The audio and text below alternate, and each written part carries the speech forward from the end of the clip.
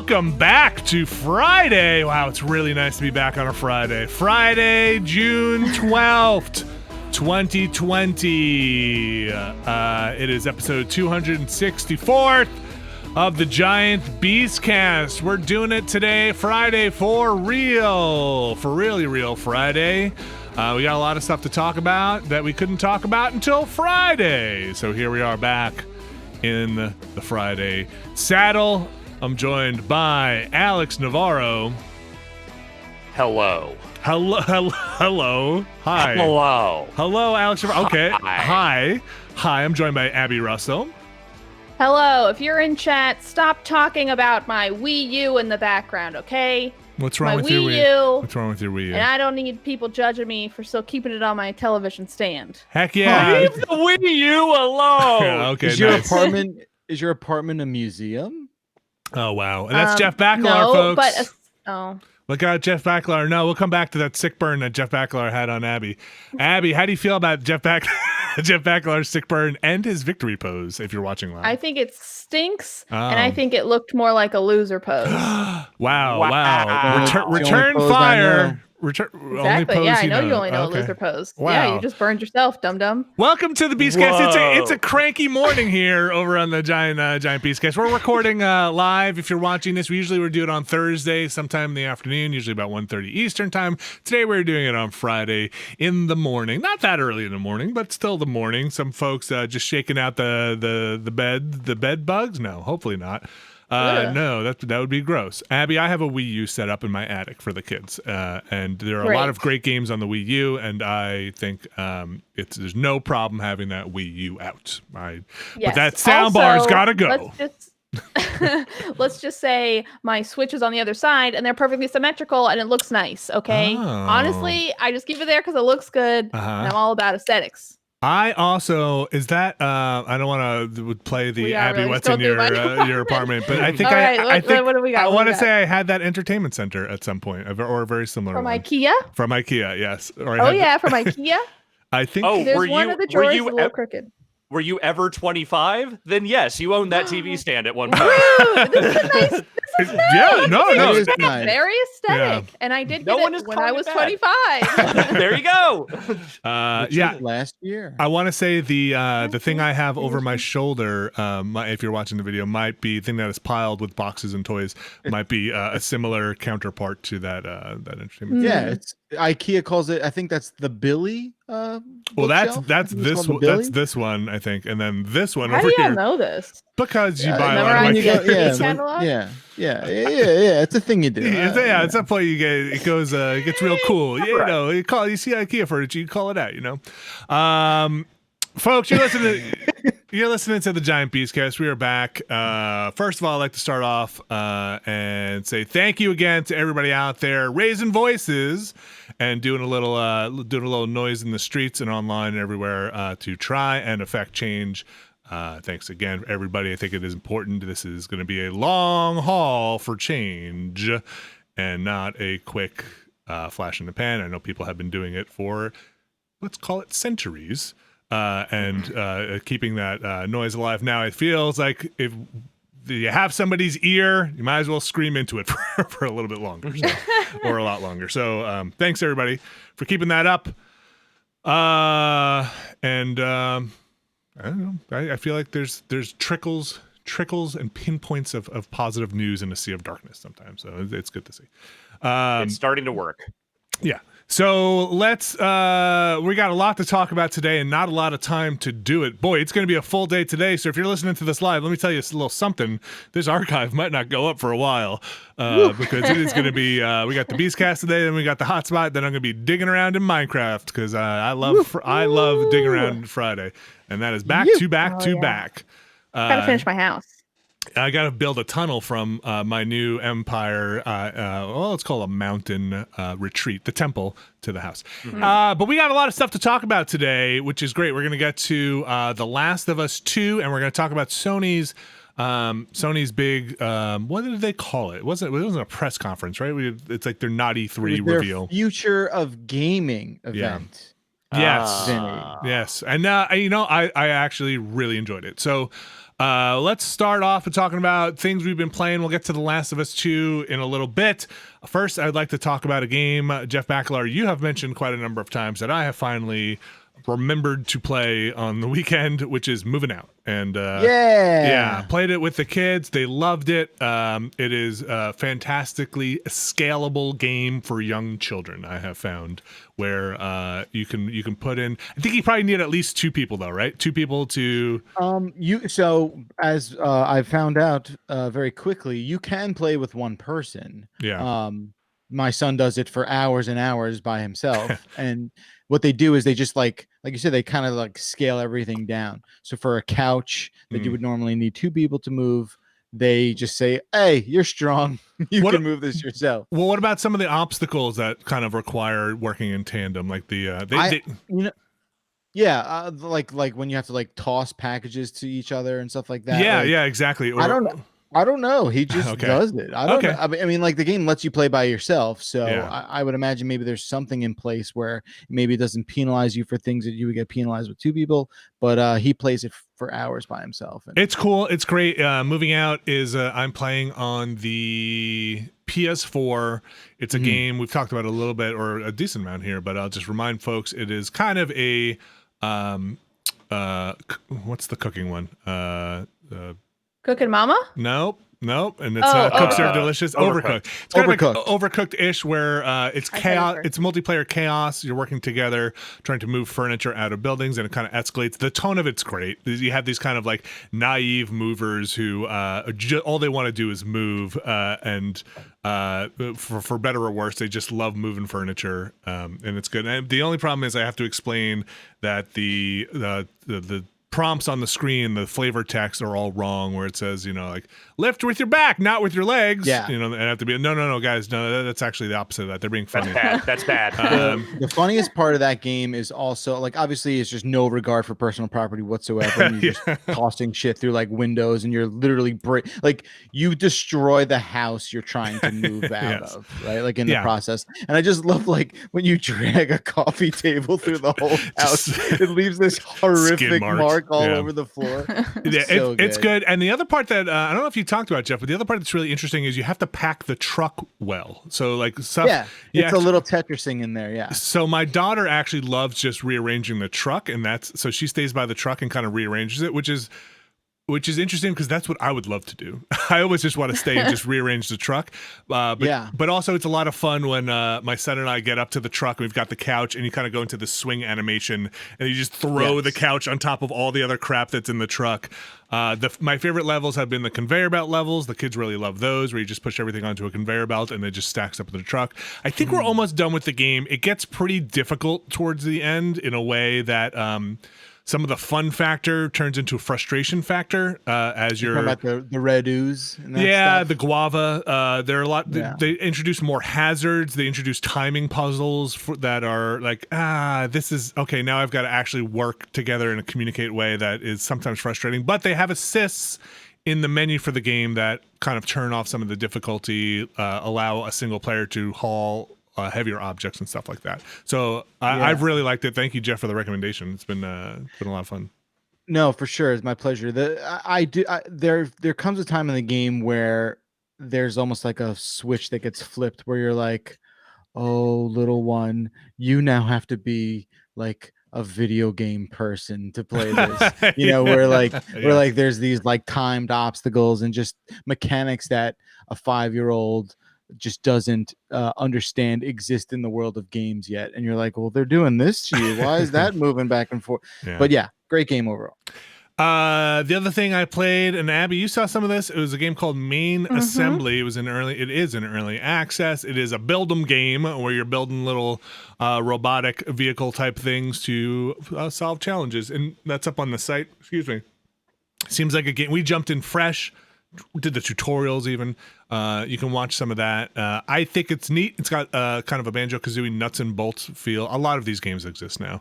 And I feel like they live and die by how complicated are you going to make the interface and how intuitive is it. And nuts and bolts is probably still my go-to for accessibility And then this feels pretty good so far. It feels like you can get something on the ground moving pretty quickly.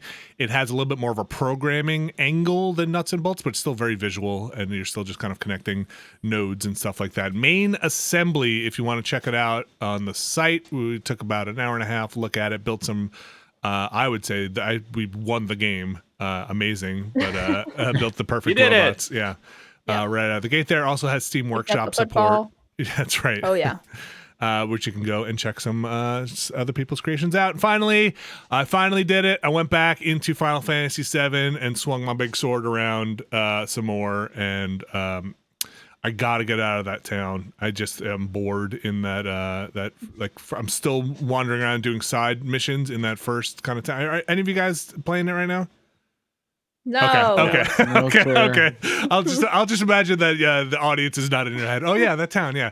I think I'm still in there. I'm trying to mop up all of the side quests, which is basically fight these rats, fight these drakes, fight these other guys, do this, analyze these guys. I probably just need to get out of there and move things forward. But I still do enjoy the combat, and I want to get my spells better. So my materia, I want to level that stuff up.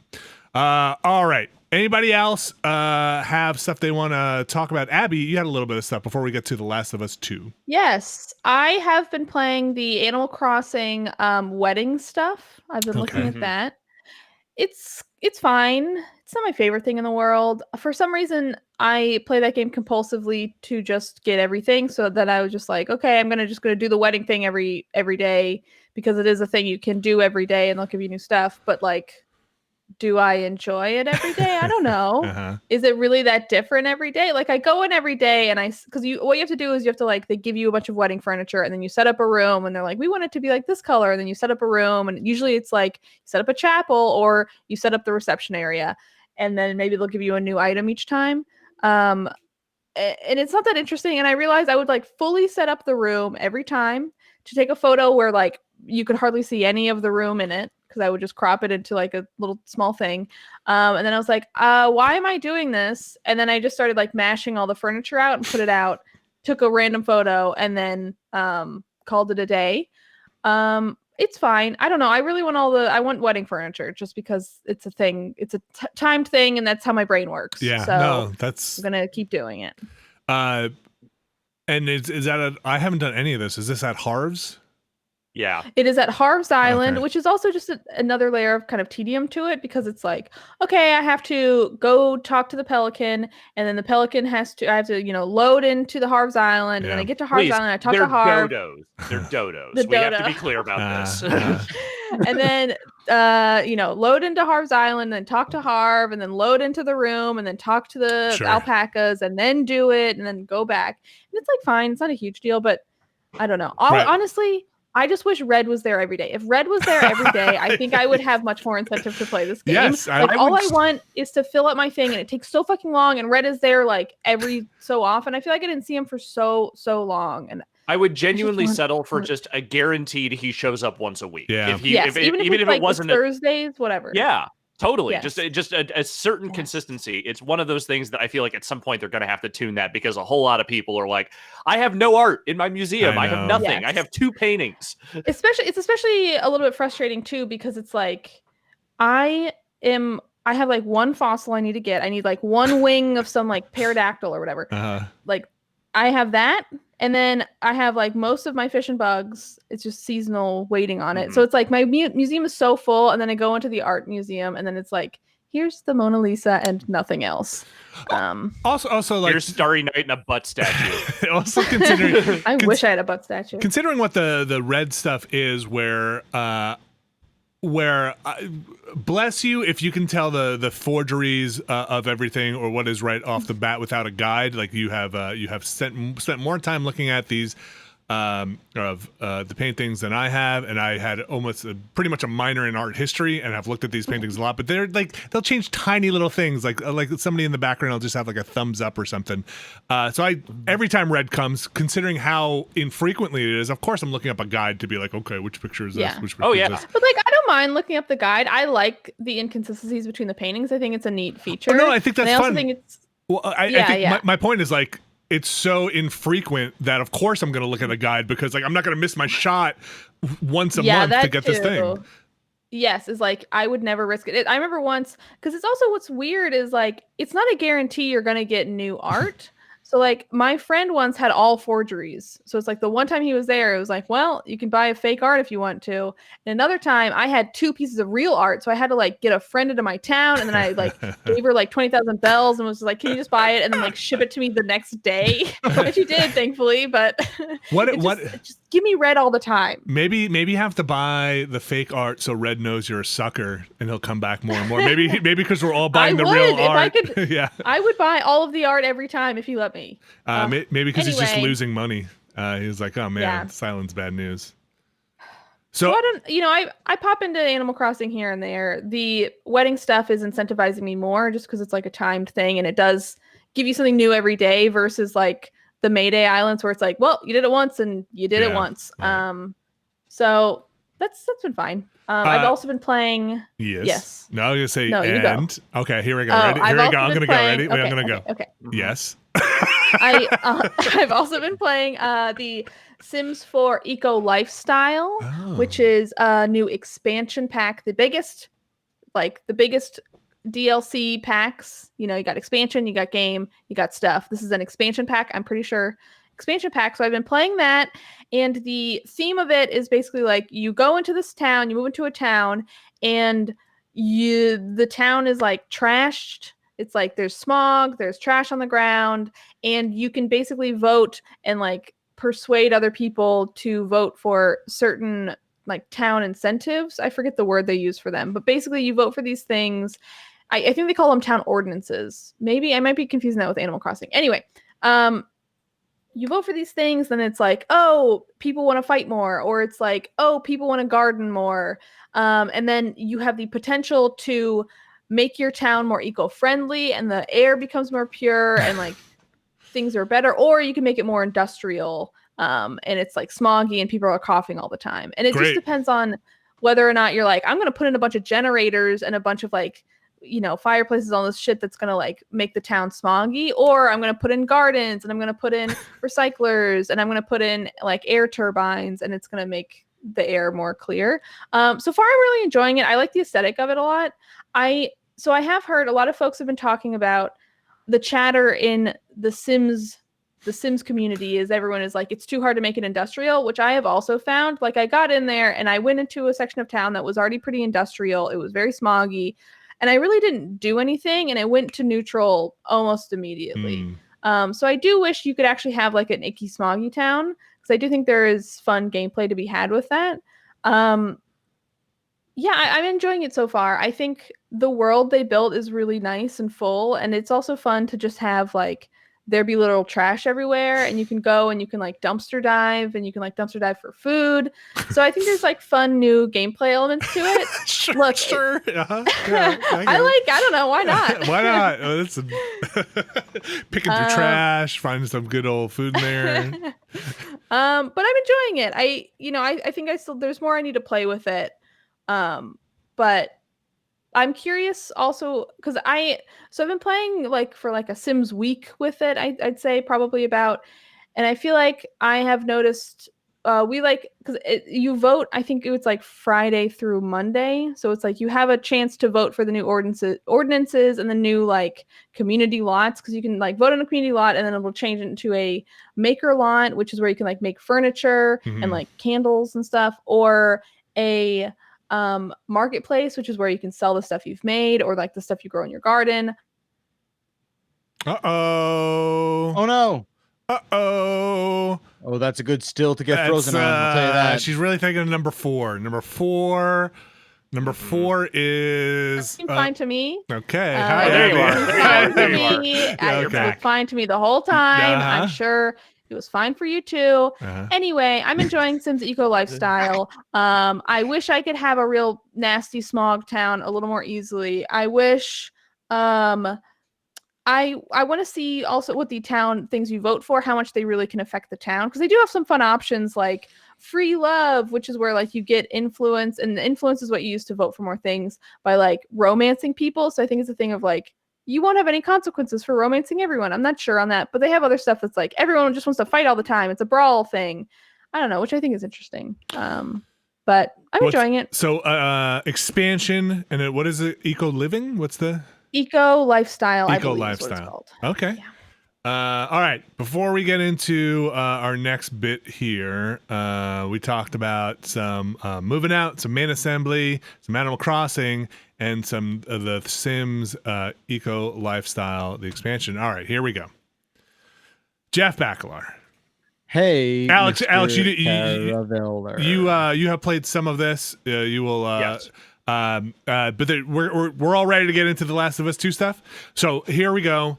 We're going to try and avoid spoilers. We're going to try and talk about what we can. We're definitely going to avoid spoilers because they want you. Everything apparently to them is a spoiler. So yeah, I mean, like, if really? I was listening to this, I'd probably skip this part. But I also would, not want to know that much about what I'm about to play. So we're gonna talk about The Last of Us 2, which still doesn't come out for what, another week? A week from it's out today, next week. A week from today. Jeff Ackler, you have finished it. Alex, you have played some of it. And let's just talk about your general impressions. What you can talk about. I know there's some restrictions on what you can talk about, Jeff. So you just take it and go with it. Yeah, I mean, we could talk a lot about just the game as a whole, and I think the thing that I kept thinking about this game particularly was like, oh my God, there's just so much of it. Like, I it is such an insanely large thing that kind of surprised me. I guess a little bit in the way that God of War, what was that, 2017, 2018? 2018. That surprised me too, right? Because you kind of thought you were getting one thing, and then you were like, no, you're getting this thing. And there's a little bit of that feeling in this game. I think not getting into the story, but the way in which the story is delivered and the approach that this game takes is very interesting. And I think a lot of people will find a lot of like, they're going to do this, So yeah, this game just makes you feel real icky, right? Like there's no. This game is about That's the back of the box. This game's about awful shit and awful fucking people. Is it too? Right? Is it too awful? So is it hard to play awful? Did you ever find moments where you're like, this is kind of just too oppressing? Like I can't. I think things as the game progresses obviously get much worse. I think. I wouldn't call it imbalanced, but I think there are peaks that this game hits where you're just like, well, shit, I wasn't really fucking prepared for that, but here we are. Here's the thing, like I played this game in like 90-minute chunks, right? And when I say that, like I just after a while it's exhausting and you're just sort of like, oh my God, I gotta like take a breath. Like I found myself not really being able to go to bed. I know this sounds crazy. There are parts in this game that are haunting, that not just because it's a scary game, but it's not like, you're not going to be affected in that way. It's more of just like, it's kind of like, when you watch a very thrilling and high drama AAA thing on Netflix or HBO and you absorb that, and then you're just like, well, I'm going to go to bed now. And it's just not a thing you can do. Yeah. It's, it moves you in a way that it's impossible to decompress. So, I think there's like an emotional connection that everyone's going to have with this game. A lot of people, I've been talking to a lot of friends and they're like, well, is the gameplay? I don't care about the story. And that's the thing that I just don't understand. You have to, the story, it's invading the gameplay in a way that, not in a way that like a Kojima game does, but it is so much a part of this thing that you really can't detach yourself or remove yourself from it, especially in the later hours. I also feel like, why would you come to The Last of Us not for the story? I know. That was like the thing with The Last of Us. Like the gameplay is great too, but I come for the third person stealth and crafting. Like the combat puzzles in that first game are enjoyable enough, but like if I didn't care about that story at all or those characters, like those combat encounters by themselves are not nearly enough to carry me through that game. Yeah. And so here's the thing, like the actual moment-to-moment beats game and gameplay are phenomenal in this game. Cool. And they are really, every encounter is super important. Every sort of all these set pieces that you're given, it just they have found the secret sauce of making, it keeps reminding me of True Detective, and that's that one take in True Detective in that season 1 where like it's like this 13-minute one take where it's just ultra violent and Are you talking about the part where they raid the house? yeah, and there is this sort of like tension that this game is so reliably able to do over and over again to the point where you're just like, I'm just a human. You have to stop doing this. Every awful shit that can happen happens, and you just after a while, it's like awful fatigue in this game. And wow, it sounds like a jump right in here. I know the way you mean that. It's just that just out of context, that is not a great line to put on the back of the box. It's just awful fatigue. 5 stars. And please don't put that on the back of the box. Couldn't go to bed after. 5 stars. Hated every minute of it. 5 stars. I'm upset. Loved it. Like you just learn, so many things, and you learn about all these people, and you're like, oh, well, this person's a fucking garbage. Oh, this person's terrible too. And this like everyone's garbage. Everyone's terrible in this game, but doesn't change the fact that it is incredibly fun to play. And I think there is this certain sort of chaos between, again, like, yeah, I know you guys have seen like gameplay footage of this thing. Mm-hmm. It looks so goddamn good. It has this photorealism to it that is genuinely like, look at this thing. And yes, I'm playing it on a very nice television, and that didn't hurt. But if you have the right hardware, you're gonna be blown away by it, hands down. So, and one thing I will just quickly add to that is that I am playing that game on a regular PS4, not a Pro, and that game still looks good as hell. Which is like that to me, that blows my fucking mind, right? Like this base platform is what, 7 years old, right? Yeah. I mean, and they are squeezing every drop out of what that console has left. Everybody knows Naughty Dog knows about an extra processor that nobody else knows about on that console. There's something in that. You're downloading more RAM or something in that 80 gigabyte game. Or Naughty Dog's code starts with the password is, and then it just unlocks a couple more cores on the PS4. Everybody knows this. Mm-hmm. They do really, just in terms of the visuals, because like I'm a sucker for visuals, but this stuff is like otherworldly. Like they do some sick shit with a lot of the spore particle stuff is really, really impressive. I mean, everyone's like ray tracing. Like I get, like ray tracing does look really good when you have the stuff, but like, man, they're doing some wild shit with their with their lighting and whatnot in this game, and it is something. Developers have gotten very good at faking how light should work in models. Does the console basically start glowing red and melt through your floor as you're playing? Is it? So you also download air conditioning, and that actually feeds through all the pipes and whatnot inside, and that heat dissipation is super effective. So kudos again to them figuring out how to turn air conditioning into ones and zeros.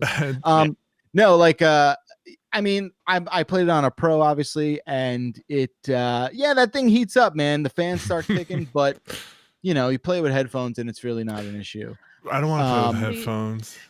But but whatever. I think you should play. This is a game you play with headphones if you can do it. If you can't, what if you have a surround sound system that is a true surround sound system? By the way, Jeff. Work. If you have like a fake ass one, I feel like that's probably. Well, I don't have a fake ass one. I have a real ass one. You can probably see the fucking speakers on my fucking wall. Okay, relax. Jeez, you're scaring me. Well, wait, hold on a second. Let's talk about your gold mug for just 5 seconds, Jeff Baklar.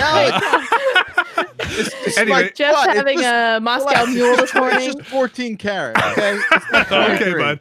All right, okay? That's it. That's all the time I wanted to spend on your golden coffee mug. All right, the second thing I want to ask is, I'm worried as somebody who is very interested in the narrative and the story. This is a problem across video games. It is one of those things where I feel like they're doubling down on. I feel like Tomb Raider tried this, and it's been talked about. I'm not the first one to bring this up, but like you double down on the like cost of human life and the cost of what the character has to go through, and it's one of those things where the cutscenes have all the weight and the gameplay has none of it in the like in the kind of like, oh, Ellie's been shot and stabbed 100 times, but she takes like a nick in the ear in a cutscene and now she's injured for the rest of the game. You know what I mean? Like, does it break in those ways where she has just gone through blowing up cars and then has to make this horrible choice about whether to, kill a guard in a cutscene and suddenly that breaks it? Well, there's no choices in this game aside from the way you play it. You can sneak by you can try and sneak by everyone, but guess what? You're murdering a shitload of people in this game. I'd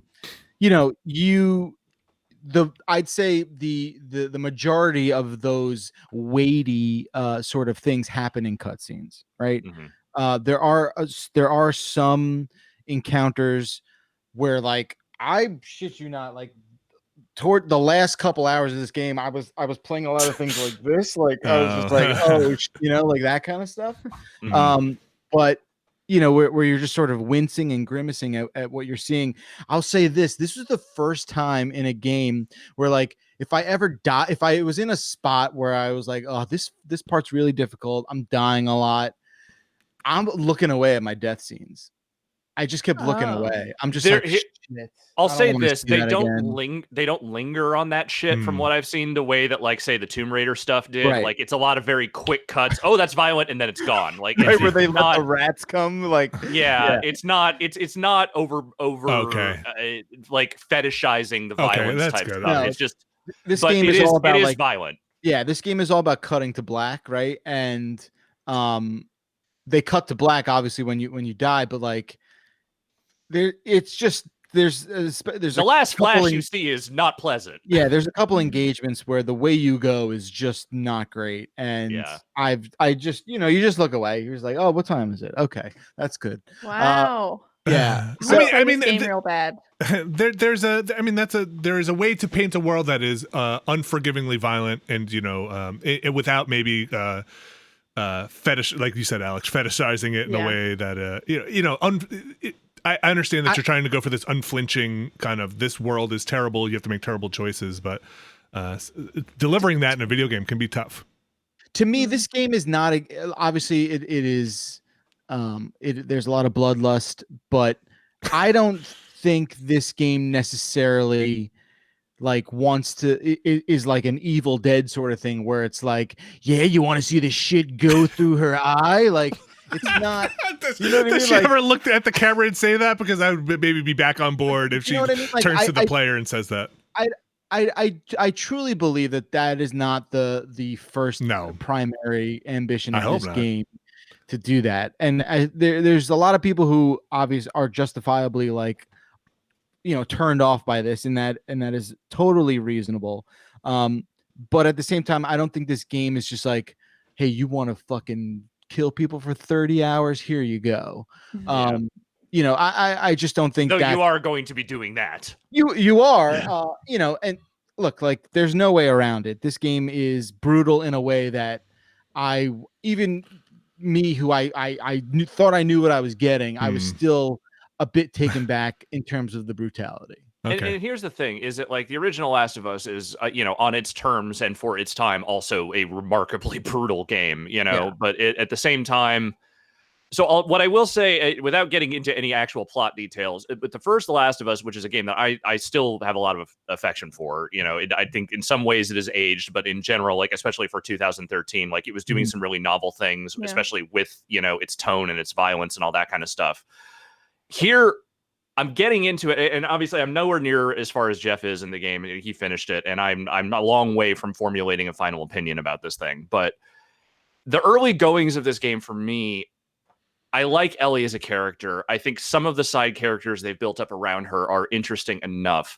But, like, I'm not really feeling much of anything about what's taking place. And I can't completely tell if that's really the game's fault or if it's just the fact that I'm not willing to give myself completely over to the misery of the thing, given the time and the place and the unfortunate timing of its release. Yeah. But I will also say that I just haven't really been surprised by anything that's happened so far.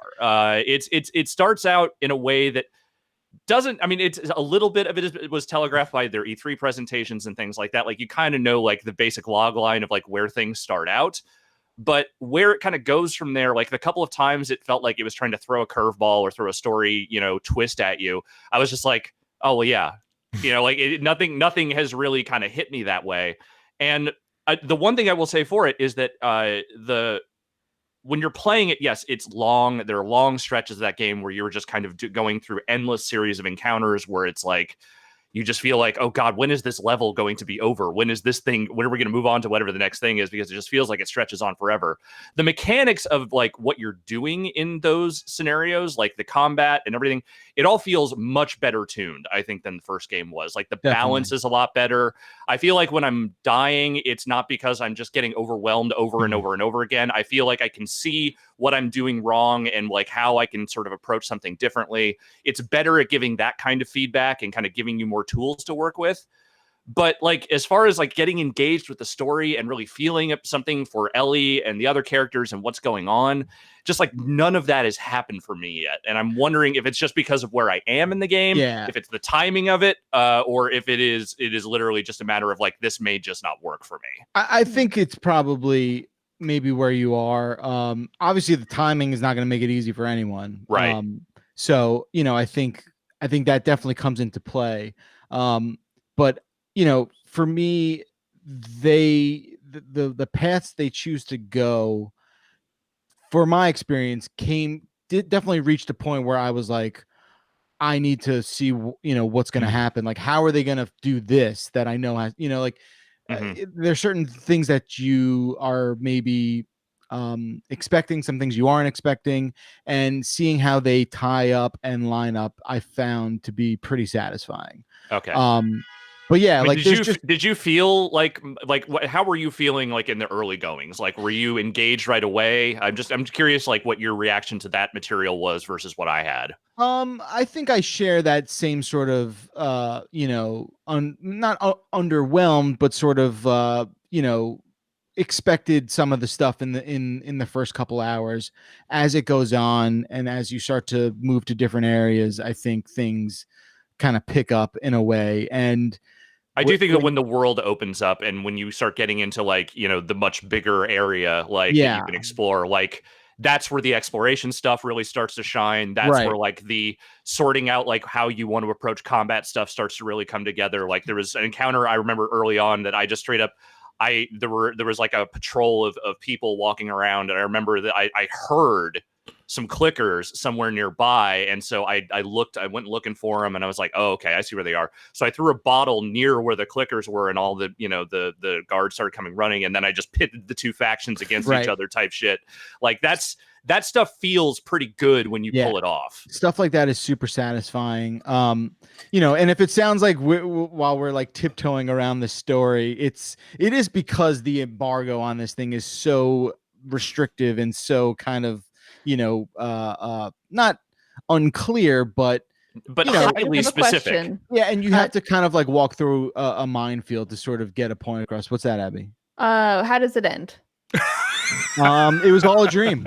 Oh wow! Whoa! Wow. It turns out we're the real walking Last of Us. We were in a snow globe. It was all a dream. And you are legend. So and you wake up gasping for air. What's Jeff Bakalar? There's so much talk about the dog stuff. How was the dog stuff? How are the dogs? Did you pet them? Yeah, I mean, like, they look great.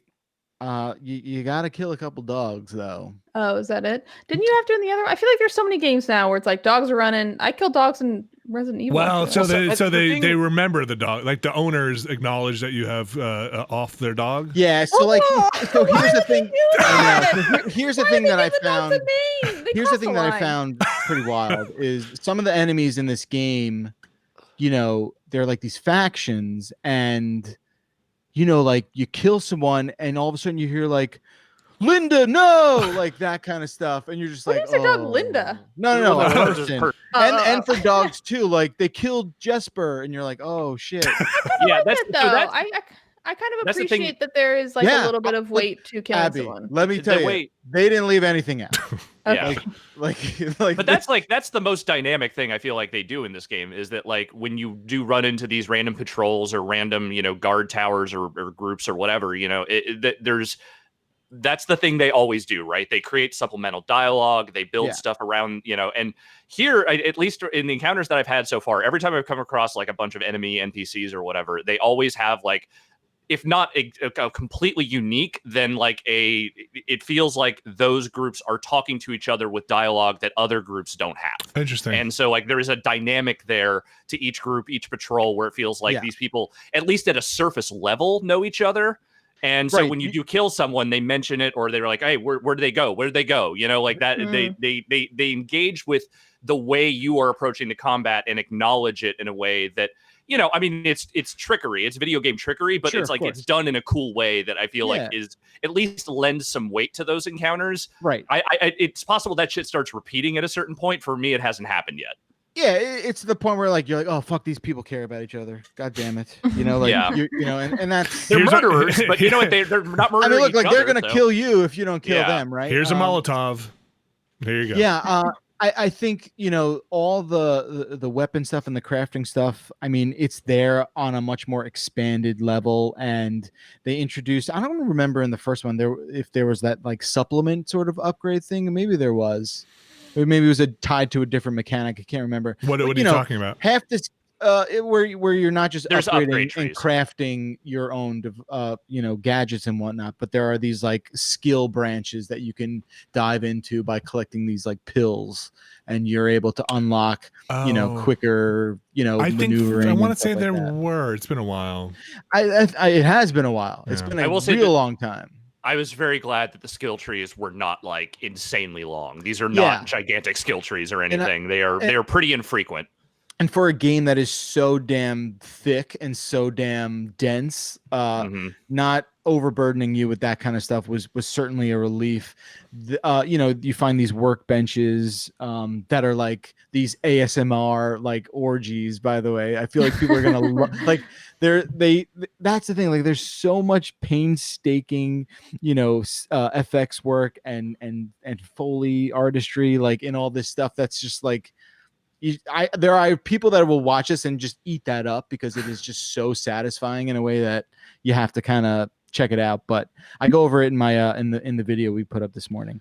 But yeah, it's I feel like there's so much. It's almost like ask me what you are looking for, and I'll be able to like hopefully answer it to the best of my ability. I'll say this too, like they really do such an impressive job at like Alex said, like the smoke and mirrors and the trickery from like a technical standpoint. The way this thing flows is really something to be seen. It is in terms of like its technical prowess, this achievement that they've kind of pulled off.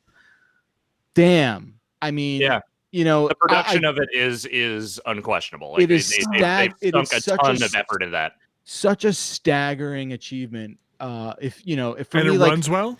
It runs at like a solid. It runs pretty well on. I assume it runs at 30, probably. Yeah, it definitely dips from every now and then, but it's a solid 30. I want to say for the most part. Yeah, I mean, the thing that I just kind of keep going back to in my head is just how people are gonna grasp with the sort of brutality of it all and like what you must do to see the credits roll in this game, and people being faced with like the fact that nope, you gotta hit square if you want to keep going, and there's a handful of moments like that where you're just like, god damn, like how are they gonna get by this? And I will say this,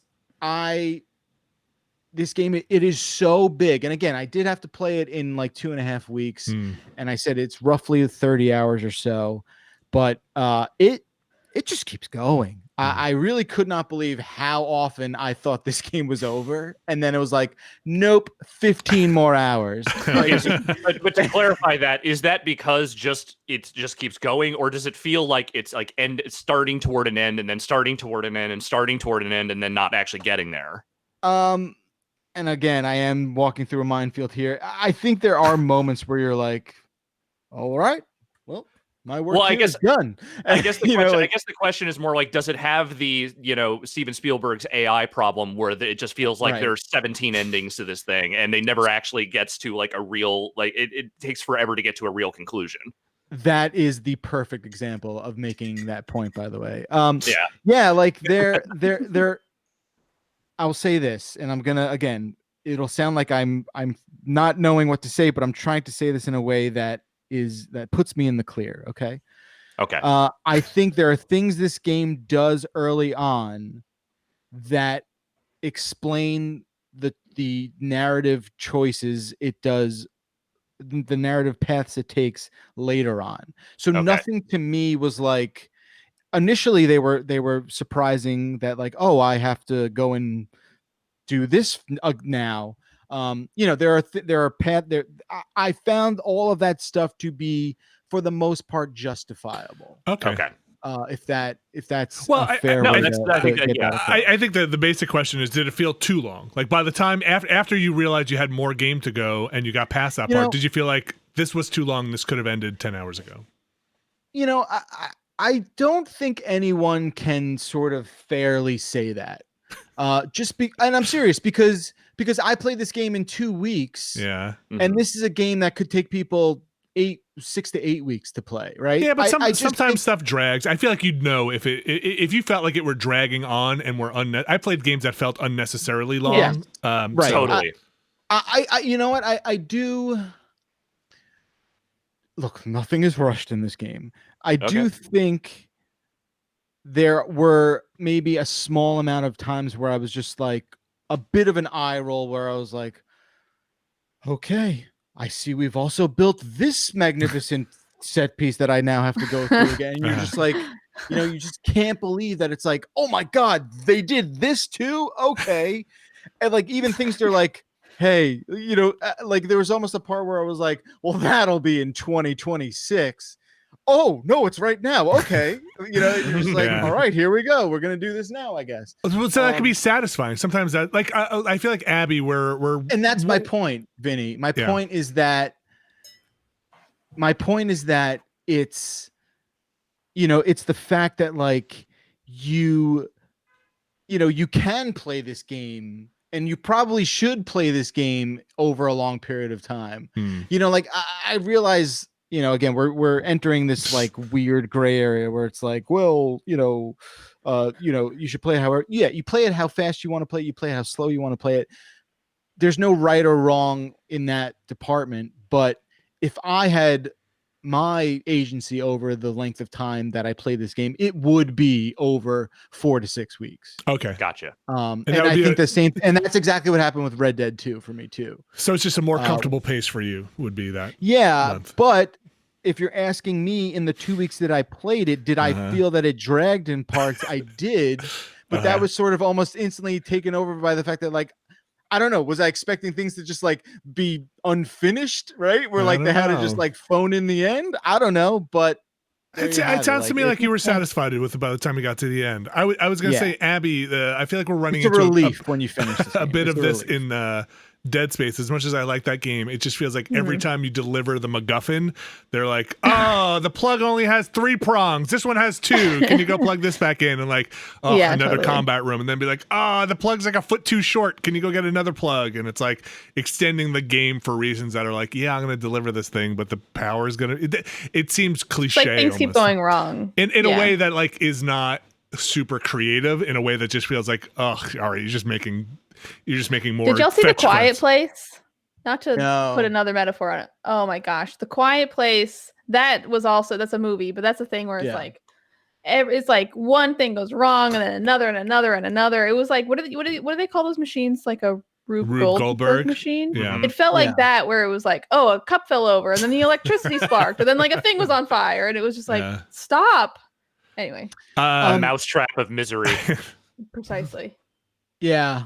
I mean, it's funny. There is, they do a lot of, they try to do a lot more like environmental puzzle stuff in this one. That Rube Goldberg stuff kind of made me think of some of the stuff in this game. But it was definitely a thing. I'll say this: I'm kind of glad that it's that it's over For you, they were For me, on the other where I side Yeah. of it. where I can just sort of be like, "Oh, all right, I'm gonna go, hang out with my kid now a little bit." Go play some Um, I moving mean, out. that was how I felt after the first game. Even after, Yeah. as much as I liked it, like by the time I was done with it, I was done with it. Oh man. But when I finished the first game, I was like, let's start it over. Let's make sure we get all the like pickups. Oh, are there pickups? Is it a similar gameplay style as far as like, oh, you'll find little like story bits? Because that was some of my favorite stuff with Last of Us 1 was like going into a world, seeing that like mhm. it was kind of decimated by the zombies, and then you like get these pickups and you read these little stories of Oh, like, there's oh my god, they tons set of up a it. school. There's so and, like, much. Oh Tons of it. really? Oh, Maybe more than amazing. you'd like to know. Oh, There's okay. notes. There's collectible cards, which are like trading cards that Which that I Ellie thought collects. that was fun. Yeah, they felt like Um, old Marvel cards. Did they There's tell also you just how straight up many? like They tell you how many in I the don't level? know. I don't know exactly how many there are. Because like I feel Well, like what I liked about the first one is it felt achievable to be like, I'm gonna get everything. Is that you can, but there are what you call it? There's like scorecards. You can see what you've picked up. Okay, good. Okay. And there are also like there are just straight up missable cutscenes in that game. Like there's Oh wow. none of them are like plot critical, at least from what I've seen Yeah. of that stuff. But there's definitely like a lot of like, hey, if you just want like some quiet story moments with other characters or just sure. little bits of story here and there, it's all that stuff is like, at least from what I've seen so far, pretty well done. But it is like you do have to go looking for it. Yeah, I mean and I don't know if we touched on a little bit, but there's something to be said. Like the acting is really, really good. Yeah, it is. The performances are solid. I feel like it I'd be is shocked very, if it weren't. very well done. Is it the same voice actress who did Ellie the first time? I believe so. If it's not, it's a remarkable sound alike. Okay, it probably is. I was just curious. I think it is. Yeah, like the cat. I mean, they definitely, there is a level of direction and a level of acting prowess on display that is like top notch that I would put up against like anything really out there. But you in terms of like the lived in environments, like there is just so much of that. And where this that's and to me that's where a lot of this stuff makes the game kind of stand alone, where you're just like, hey, I can choose to go into this apartment and rummage through and see what this family was doing. And they really lay out a lot of things. Like you can, each little section, there is this sub sort of plot marinating below the surface where you're like, oh, well, the person that lived in this apartment was trying to be the leader. And it sounds like the people below them were like, causing all this racket and not taking the whole situation seriously. And then this like Merc group came in, and there's a lot of that, and you can get as much of that as you want. There definitely is, and I think that also lends to the sort of, it's not an open world game, but it is much more open, sort of linear. I know that's like a buzzword, but it definitely is a thing where you're like, I can either kind of make my way through the main drag of this section, or I can actually go into every little nook and cranny of retail stores. And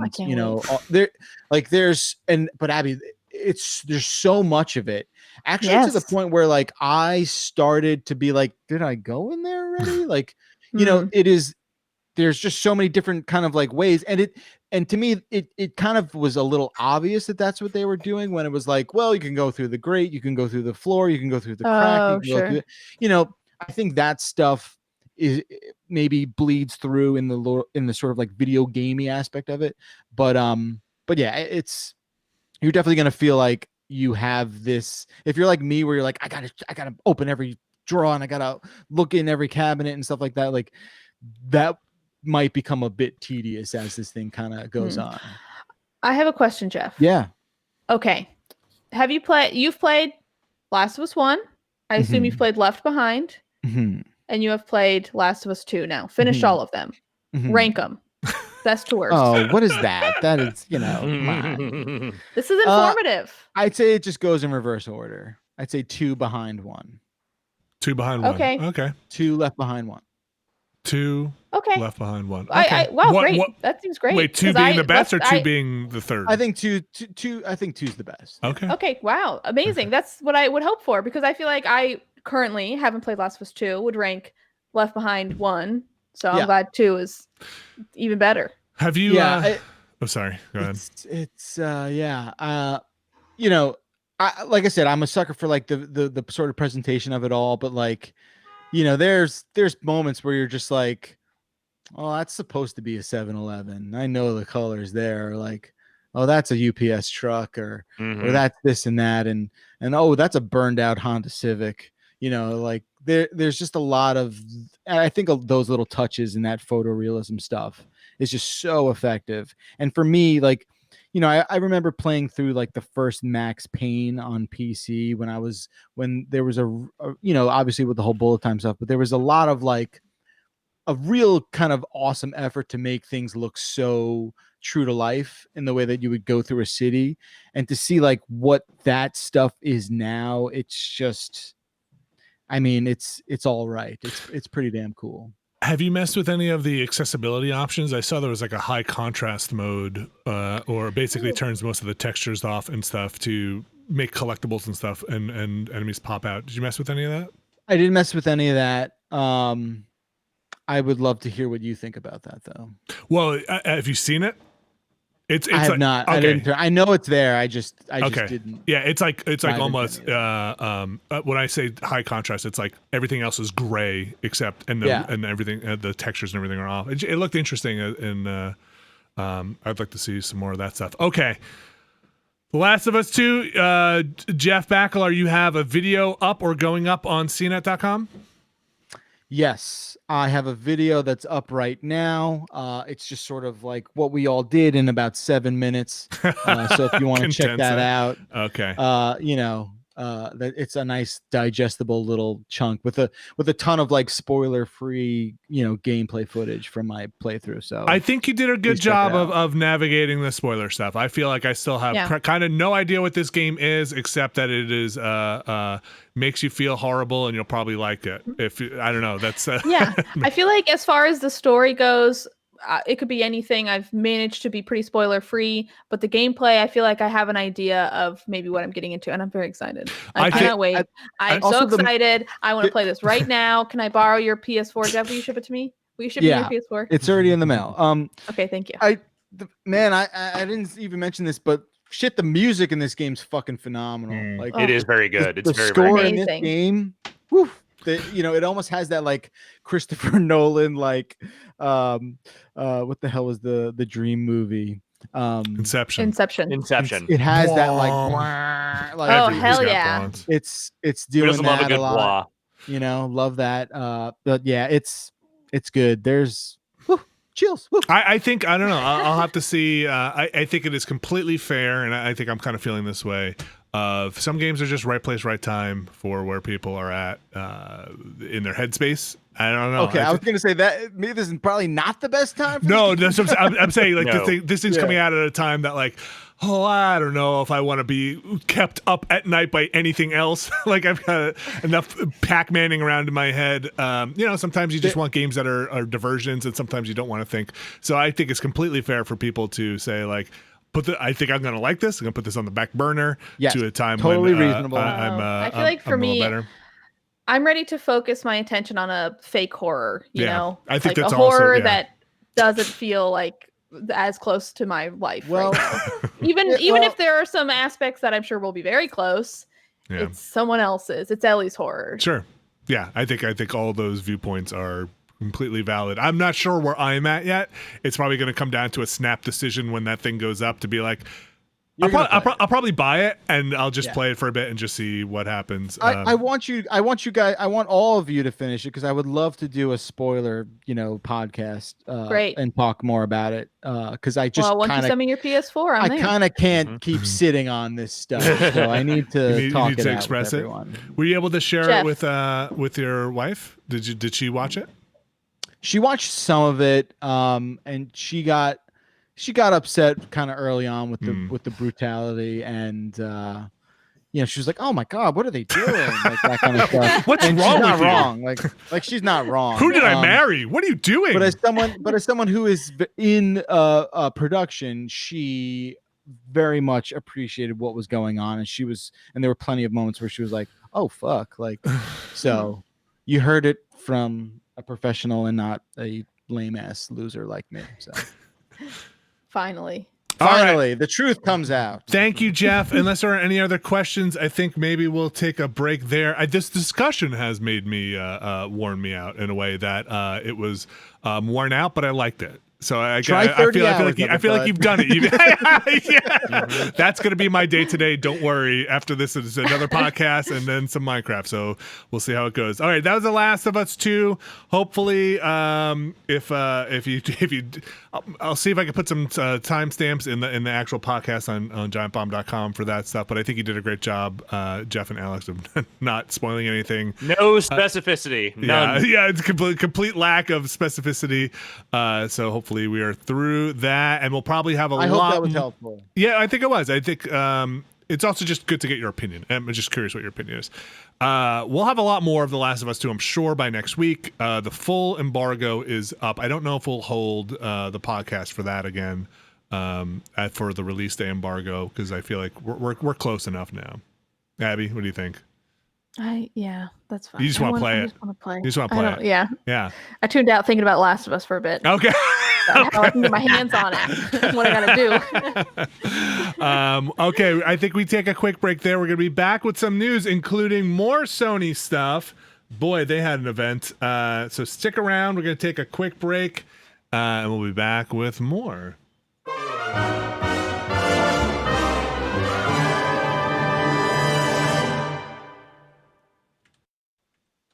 All right, folks, we are back. We're back here on the Giant Beastcast. Abby, Alex, Jeff, here we go. The news. We're going to get to the Sony stuff in just a little bit. That's big news. Big news with Sony's PlayStation 5 news. But before we get to that, let's kick off a couple of these other news stories. I was going to say smaller, but this one is very large. itch.io's bundle for racial justice and equality. If you have not heard about this, my goodness, they have raised over $5 million in this bundle for racial justice and equality, with the donations being split 50-50, I believe, between the NAACP Legal Defense and Educational Fund and the Community Bail Fund. Holy goodness, this bundle. Now, if you've never heard of what some people call an independent game, this bundle might be for you, because I believe there are over, am I making this up? There's like over 1,000 games in this at this point, like, or 1,000 works in this thing at this point. And it is a pay. It is a pay what you want. You can get it for as little as $5, $10, $100, $1,000. Pay what you want for it. They've raised over $5 million, I believe. Let me check. $5.4 million. And that is a lot of games. Now, there's a lot of games. It's hard to go into like you shouldn't donate to this because of the games. You should donate to this because you want to help out and believe in the cause. But holy cow, There are so many games in here. Games like Night in the Woods, Overland, Celeste. It's just there's so many individual games that are worth more than $5 or $10 that you're paying for it, and you get like over 1,000 of them. There are so many games. It's impossible to name them all. Literally, I think we would run out of time. You should go check it out. It's on itch.io. You can also just, as I did this morning, I realized you could go in there. You don't even need to make an itch.io account. If you want to just pay through PayPal and not register, you can get the games. But then I guess you would just have to download them all, or you'd probably have an email link or something that would let you go back in there and download them later. Just make an account. It's a lot easier. Yeah, it didn't seem like the way to do it to me. Just go sit down and just download 1,500 games or whatever. It's wow. That is really intense.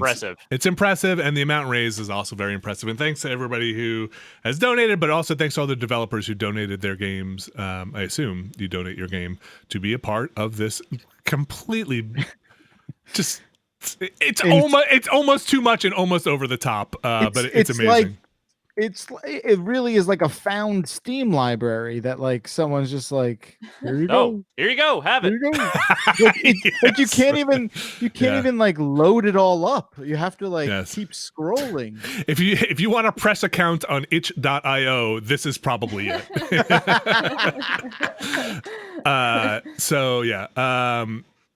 Let's so you can check that out, itch.io. It is I have to I scrolled too far down the games list. Scrolling back up, bundle for racial justice and equality.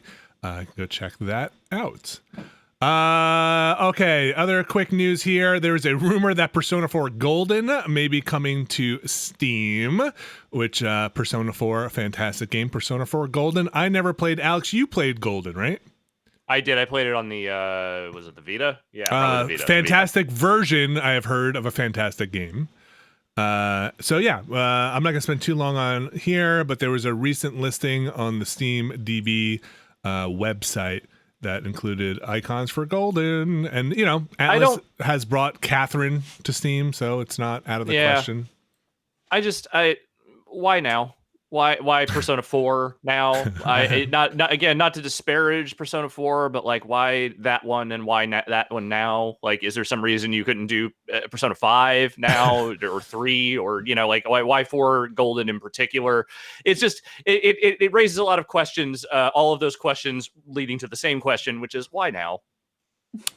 Because it's a great game.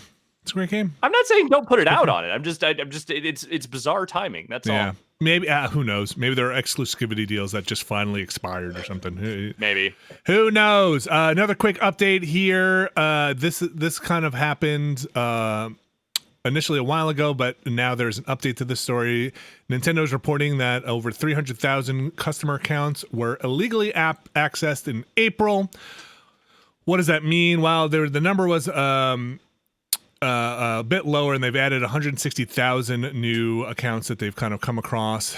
So they're saying that this could have been anything from people having multiple passwords across the same password across multiple sites and people getting in that way. It was kind of noticed, of course, by people kind of buying Fortnite stuff on other people buying Fortnite stuff on their accounts. That credit stuffing attack is like the most common thing lately. Just have different passwords for different sites. Have different passwords, and maybe you should check your credit card or your make sure your Nintendo account. Just a heads up, just a little public service announcement there, to make sure that nobody has charged $10,000 worth of Fortnite credit to your account. Another quick hit here. Summer Games Done Quick is moving all online. They had done some stuff earlier that was for the COVID, for direct relief for COVID-19 that was online, but this is the actual Summer Games Done Quick. Let me pull up the dates here. It was supposed to be June 21st to 28th, Summer Games Done Quick. I love it. Is it now August? I think it is. Sorry. Pulling up the dates again. August 16th to 23rd. It'll be all done online on their Twitch channel, so you can check that out if people are looking for that. That is the speedrunning. Amazing. Watch very talented people play games as quickly as they can, and also for a good cause as well. Let me see. Where's this? Stuff blows my mind. Speed runs. Yeah. I just I watch some of that stuff and I'm just like, well then, okay, superhuman person. There's always one at every single event that I have never seen anything quite like before. Yeah. Like they always manage to trot out one that is just like, what the fuck is this person doing? and the amazing thing is and they're like, yeah, I've been doing this for 10 years. And you're like, how does nobody know about this? How has nobody known for the last 20 years you've been playing this game, backwards and upside down in a water tank? So all the donations go to Doctors Without Borders. All right, let's hit it. Sony gets out there, steps to the plate, and is like, hey, have you heard about this PS5? And I think really knocked it out of the park for their not E3 Let's just call it a press conference. It's just so much easier. Dude, that's what this It's the was. unveiling. Yeah. It's the unveiling. Well, it is even certainly the the unveiling timing, now. Okay, first of all, let's get it out of the gate. They showed the console. We weren't sure if they were going to show the console. Woo! They showed the console. Boy, did they show the console. If anybody hasn't seen it, go look up a picture right now. It is curvy. Something. That shit looks like the thing that fucked up Shepard's brain in the first Mass Effect. The fucking relic that she touches, and it's like, oh shit, now I've seen the Reapers. That's what that thing looks like. He's saying don't touch the PS5 directly. Yeah. I feel like it looks like fake future. Like, I think I said this about the controller too. Like, it looks like, like a 2008 version of like, this is what future consoles will look like. You know what I mean? Like a prop from like a sci-fi movie in the 80s. That's I think the controller still is pretty nice. The controller looks great. Yeah, I do think, and if it's funny, because we did, like you guys, we did like a live feed, and someone froze my face when that thing came up, and it was like, it was just like when you found like a rotten like sandwich in your refrigerator, and you're just like, oh my, like. I've seen some people comment that like, hey, it's different. It's cool. It's different. It doesn't just look like every other, black box console that, is out there right now. And I will echo that. Yeah, I love white consoles because I love it when my consoles bear a scar for literally every time I move it to a different shelf. That's my favorite fucking thing about console hardware. I have white consoles. I love white consoles. It's not the color is not the issue here. Yeah, and look, I like them taking risks. I appreciate it. My main issue is that it looks better standing up, and like, who the fuck wants that? Xbox has this issue too, because it's like a fucking tower. Yeah. But like, the way I want to be able to shove it into like a 3-inch cubby. Yeah. You can do it and have it look okay. Yeah, well, it does lay flat. Like that, it's not going to be a problem. Yes, I know that, but it doesn't look. I feel like it looks better upright, and also, I want it to just look like every other box I have on my TV stand. Yeah, I mean, you don't want it to look like a piece of Georgia O'Keeffe art? So wait, there's good jokes. So I said it looks like. You saying it looks very labial? Maybe it's got a. That's how I would put it. Sure. Okay.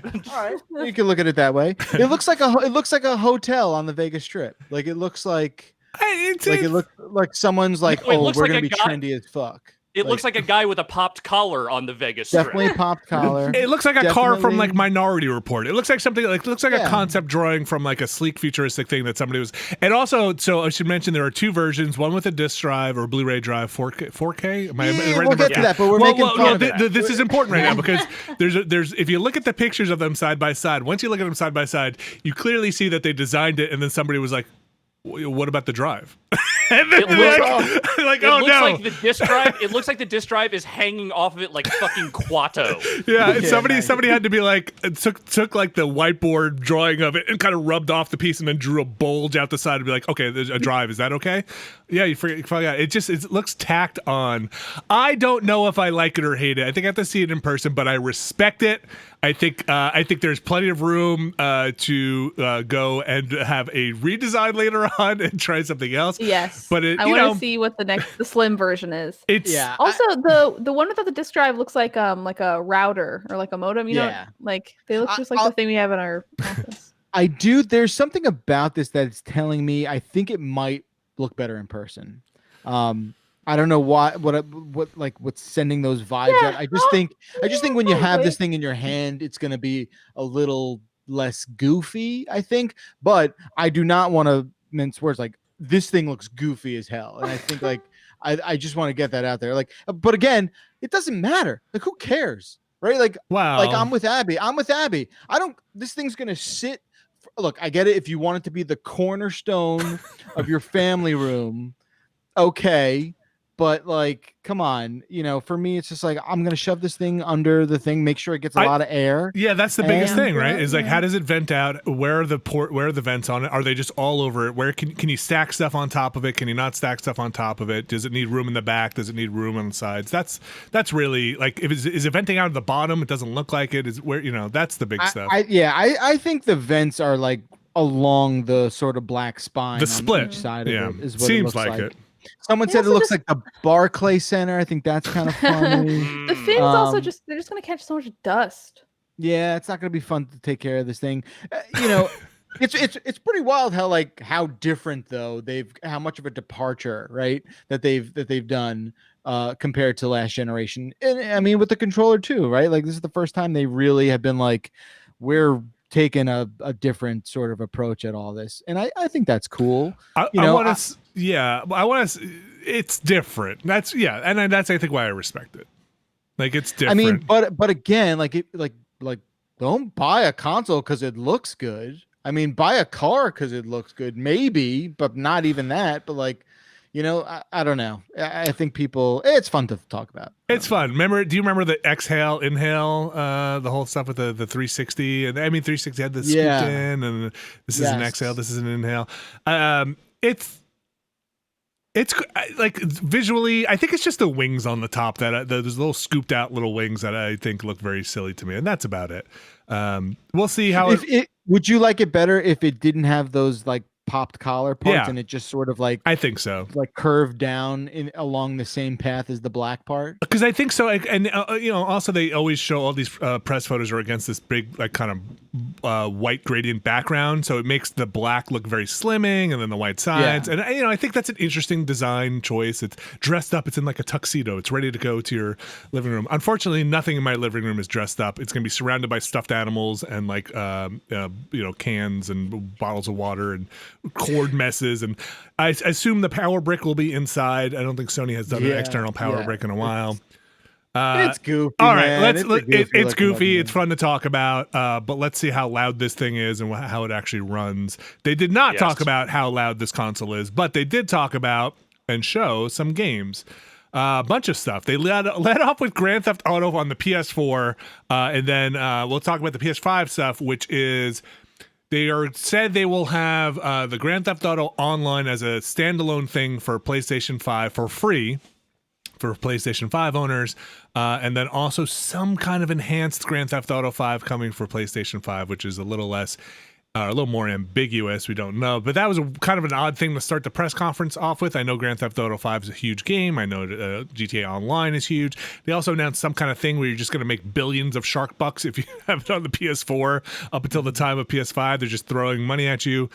Get into that ecosystem. Let's start with the one that I feel like is still is a still developing story 24 hours later nearly, which is Spider-Man Miles Morales. I feel like when we started this podcast, I was ready to say, hey, this looks like a new Spider-Man game on the PS5. They showed a trailer for it. Miles Morales playing the role of Spider-Man. And then you guys were like, wait, it sounds like this might just be an expansion or DLC for Spider-Man, the Spider-Man for PS4. And where are we now?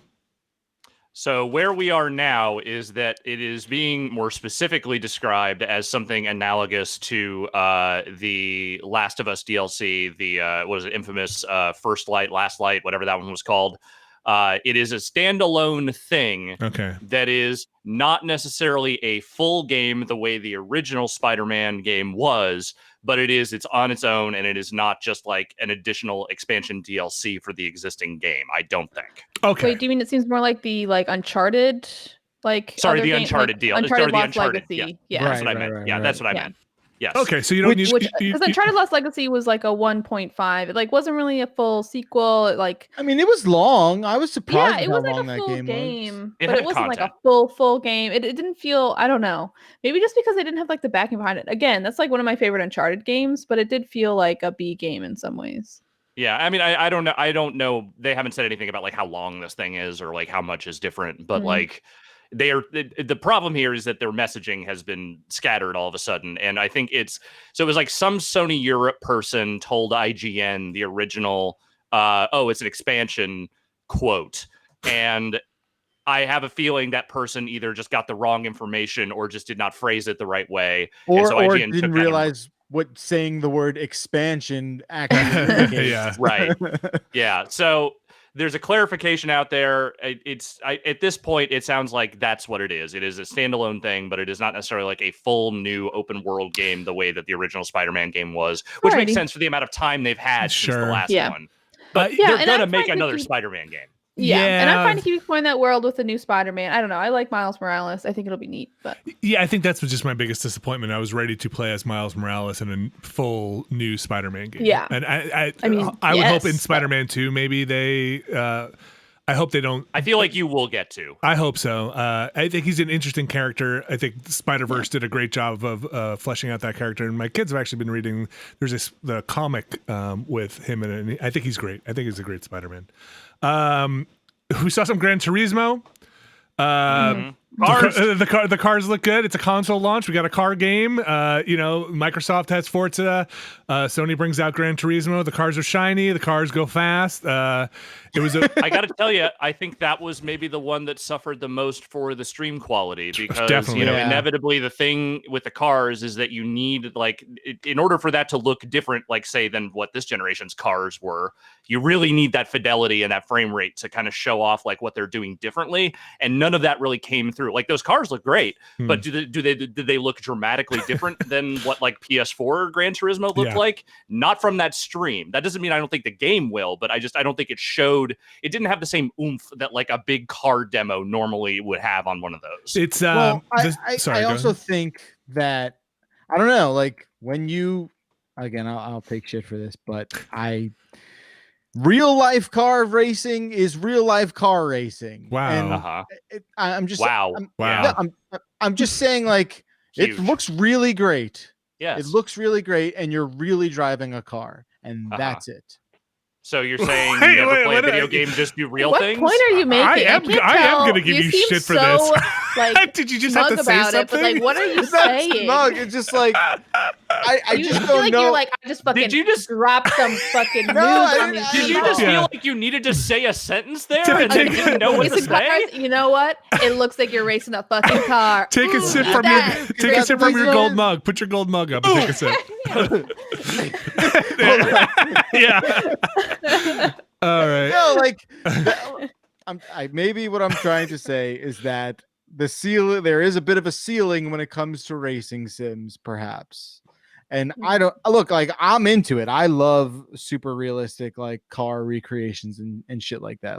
I'm very much into it. I just don't know if it's gonna make that wow, impression on a lot of people. Well, is maybe what I was trying to get at. I think the reason we always see these is people know what a car looks like. They know what a car should look like. That's my point. Yeah, I should have just said that. Yeah. Hey, people know what a car looks like. And the more inside of a car the more realistic you can make that, people are like, damn, that inside of that car does look even better. I think that car is sweating. Look at that. We'll get to the basketball in a minute, which maybe they turned the sweat knob too high on their basketball demo. Perhaps. So yeah, Gran Turismo, the cars look shiny and reflective and they look like they're going quickly, but I totally agree with Alex. The stream they were doing was 1080p 30. This is a game that might even be 120 frames per second, and at 4K might look amazing, but you don't get that through the stream. Hey, could we mention that for a second? So I know we talked about how the stream wasn't the best quality, but there was no 4K option? No. I do not believe so. No, I think it was broadcast at 1080p 30.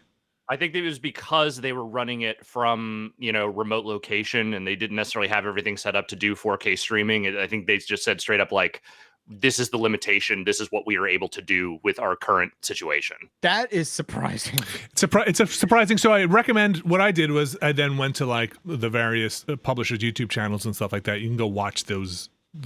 Did they upload the archive in 4K? I don't know. No, the trailers. Some of the individual trailers are uploaded that way. So, that Horizon one, I really suggest going to check that out. But the thing of it is that that game kind of suffered for it. But there were other games they showed where it's even though it wasn't in 4K, you could still see the difference. You could definitely discover a tangible difference in what the look and feel of those games were. I think Ratchet and Clank, the new one, is a perfect example of that, where it's yes, there is a basic fidelity there that does look like PS4, but you can see what they're doing differently and what the visual, what kind of visual difference there is in that, because that game looked real good. Yeah, so Ratchet and Clank Rift Apart is the new Ratchet and Clank. I really like Ratchet and Clank, the series.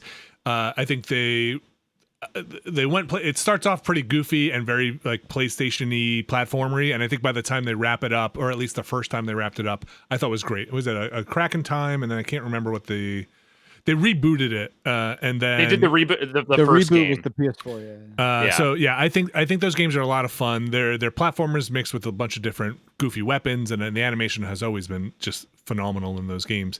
But this demo that they showed, which really looks like, I'm willing to be fooled on this. It looks like gameplay. They say it's gameplay. It looks like somebody is actually recording gameplay on it. Yeah. Didn't say this is a target. Didn't say any of that. Man, it looks good. Those city environments look so good. The backgrounds great, look right? Amazing. Here's the thing, okay? Yeah. And there's no tinfoil hat here whatsoever. I think all of this is pretty obvious. Like, they've been talking very much about their SSD and their game, how much information supposedly the SSD can stream in at a given point.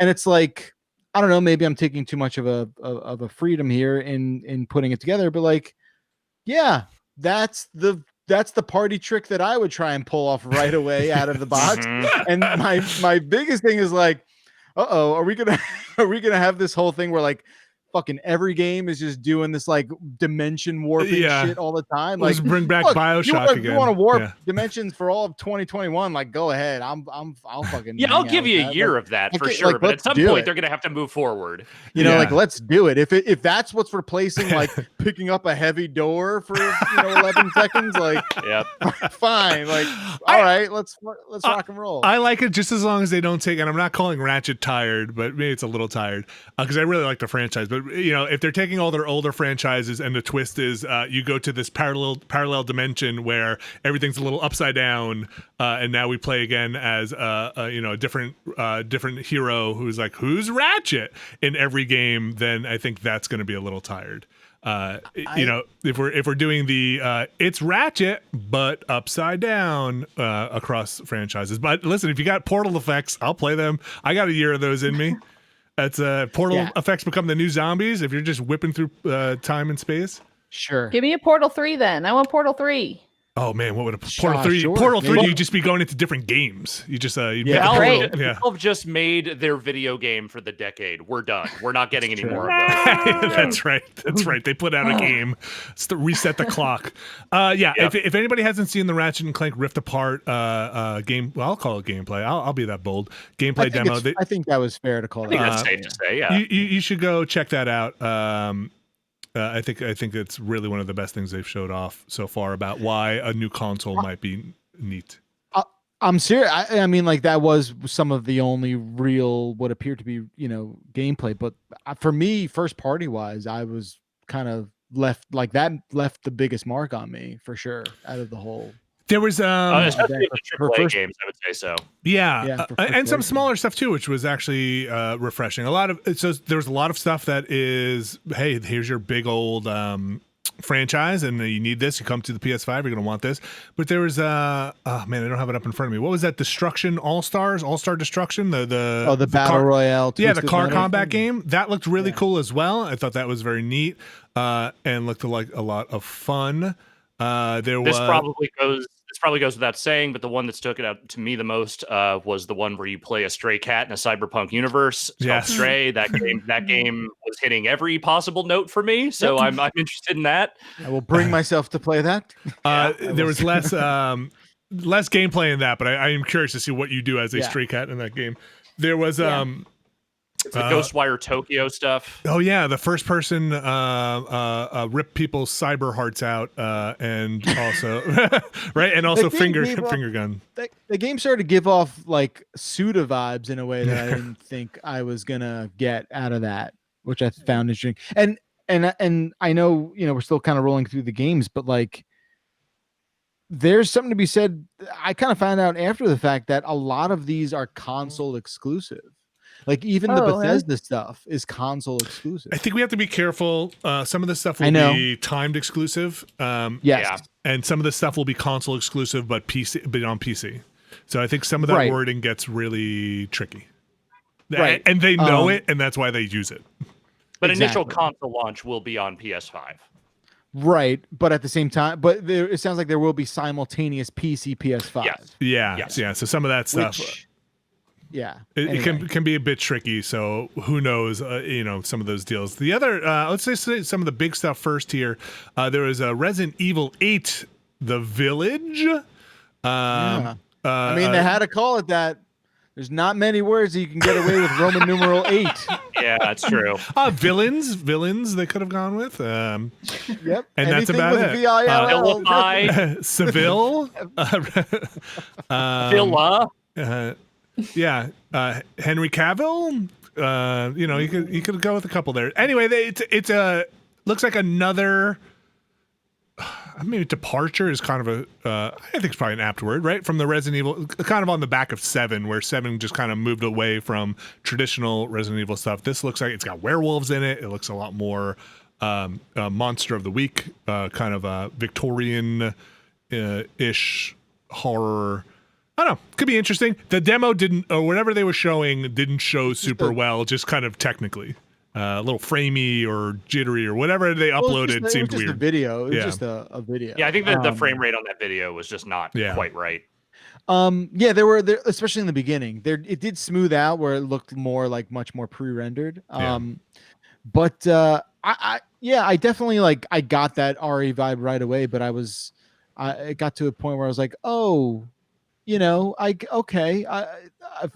7 for me was just such a return to form and just hit all the right kind of notes. It's like, how do you follow up? You can't follow up 8 with the same goddamn thing, right? It's got to be, or 7 rather. I'm saying, you can't follow up 7 with just cut and paste. So. Well, I love what they're doing. You have 2 parallel tracks, which hopefully is just feeding anybody who wants a Resident Evil game. One is, hey, let's just remake all the old ones people love, and let's just make new ones at the same time. So let's just remake 2, and then we'll remake 3. We'll just keep remaking these until this one stays far enough ahead till in 7 years we're actually playing the remake of 7, and people are like, man, yeah, I do love this game. More stuff coming out of this kind of massive PlayStation dump of things. Project Athia, which didn't show too much of it, but it looks pretty. All these games look pretty. I'll just say that right now. All these games look good. Everything shown here looks good. Yeah, thank you. Stray, we talked about. There was a game called Returnal, which is made by the Resogun folks, Housemarque. I was curious. I don't know. This one was weird. It was we had space stuff, which was cool, but then it was weird. I don't know. Every game I feel like they showed was weird and not just oh, you think it's gonna be this, and it's no, what is this? I couldn't get a grasp of what this one was. I mean, what Housemarque traditionally makes is shooters, and this normally they're ship, kind of scrolling looking or dual joystick type shooter things, but this feels like they just tried to apply that formula to a actual person perspective action game experience, which I don't know what to make of that necessarily. It looks neat, but I don't really know what to make of it. I think once we see more gameplay, that one's going to flesh out a little bit more in terms of what this actually is. I did appreciate just how overall weird everything was. Mm-hmm. I think for me that was the biggest takeaway is what was there maybe one shooter out of everything, it felt almost. There weren't a lot. Weren't a lot. I mean, there's Deathloop, which is also with a twist. Yeah, I was thinking that. But I'm just glad to hear that the days of opening up on Modern Warfare are over. Well, they did open up on Grand Theft Auto 5. They certainly did.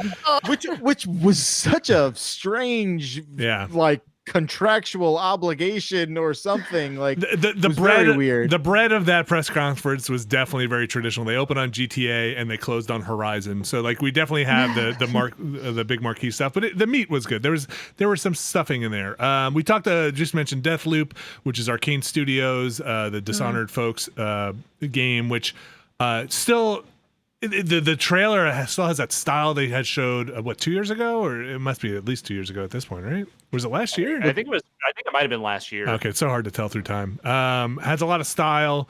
I hope that carries through to the gameplay. It seems like it could be a lot of fun. Again, some of that time rewinding potion. It seems like big, huge announcement. But something that maybe had either been rumored or even confirmed was the Demon Souls remake for PS5. I feel like I've heard about this, but I don't remember if it was for in a rumor sense or had actually been confirmed. But Demon Souls being remade on the PS5. That's big news. That's a game that hasn't. It didn't run great on the PS3 when it came out. The PC version had issues, and here we are coming to the PS5. I'm actually pretty excited to see how that translates, and it looks kind of phenomenal. That's another one I recommend folks go watch the 4K stuff and all, see all that stuff. It looks really cool. Should we talk about maybe what was one of the weirdest fillings in this sandwich, where you eat bugs and bugs are alive and you turn into walking fruit? Was it bug snacks? Yep. What is this? I guess when you should probably start. The place to start with that is. Does everybody remember Octodad? Yeah. Okay. I love Octodad. That's a weird game, right?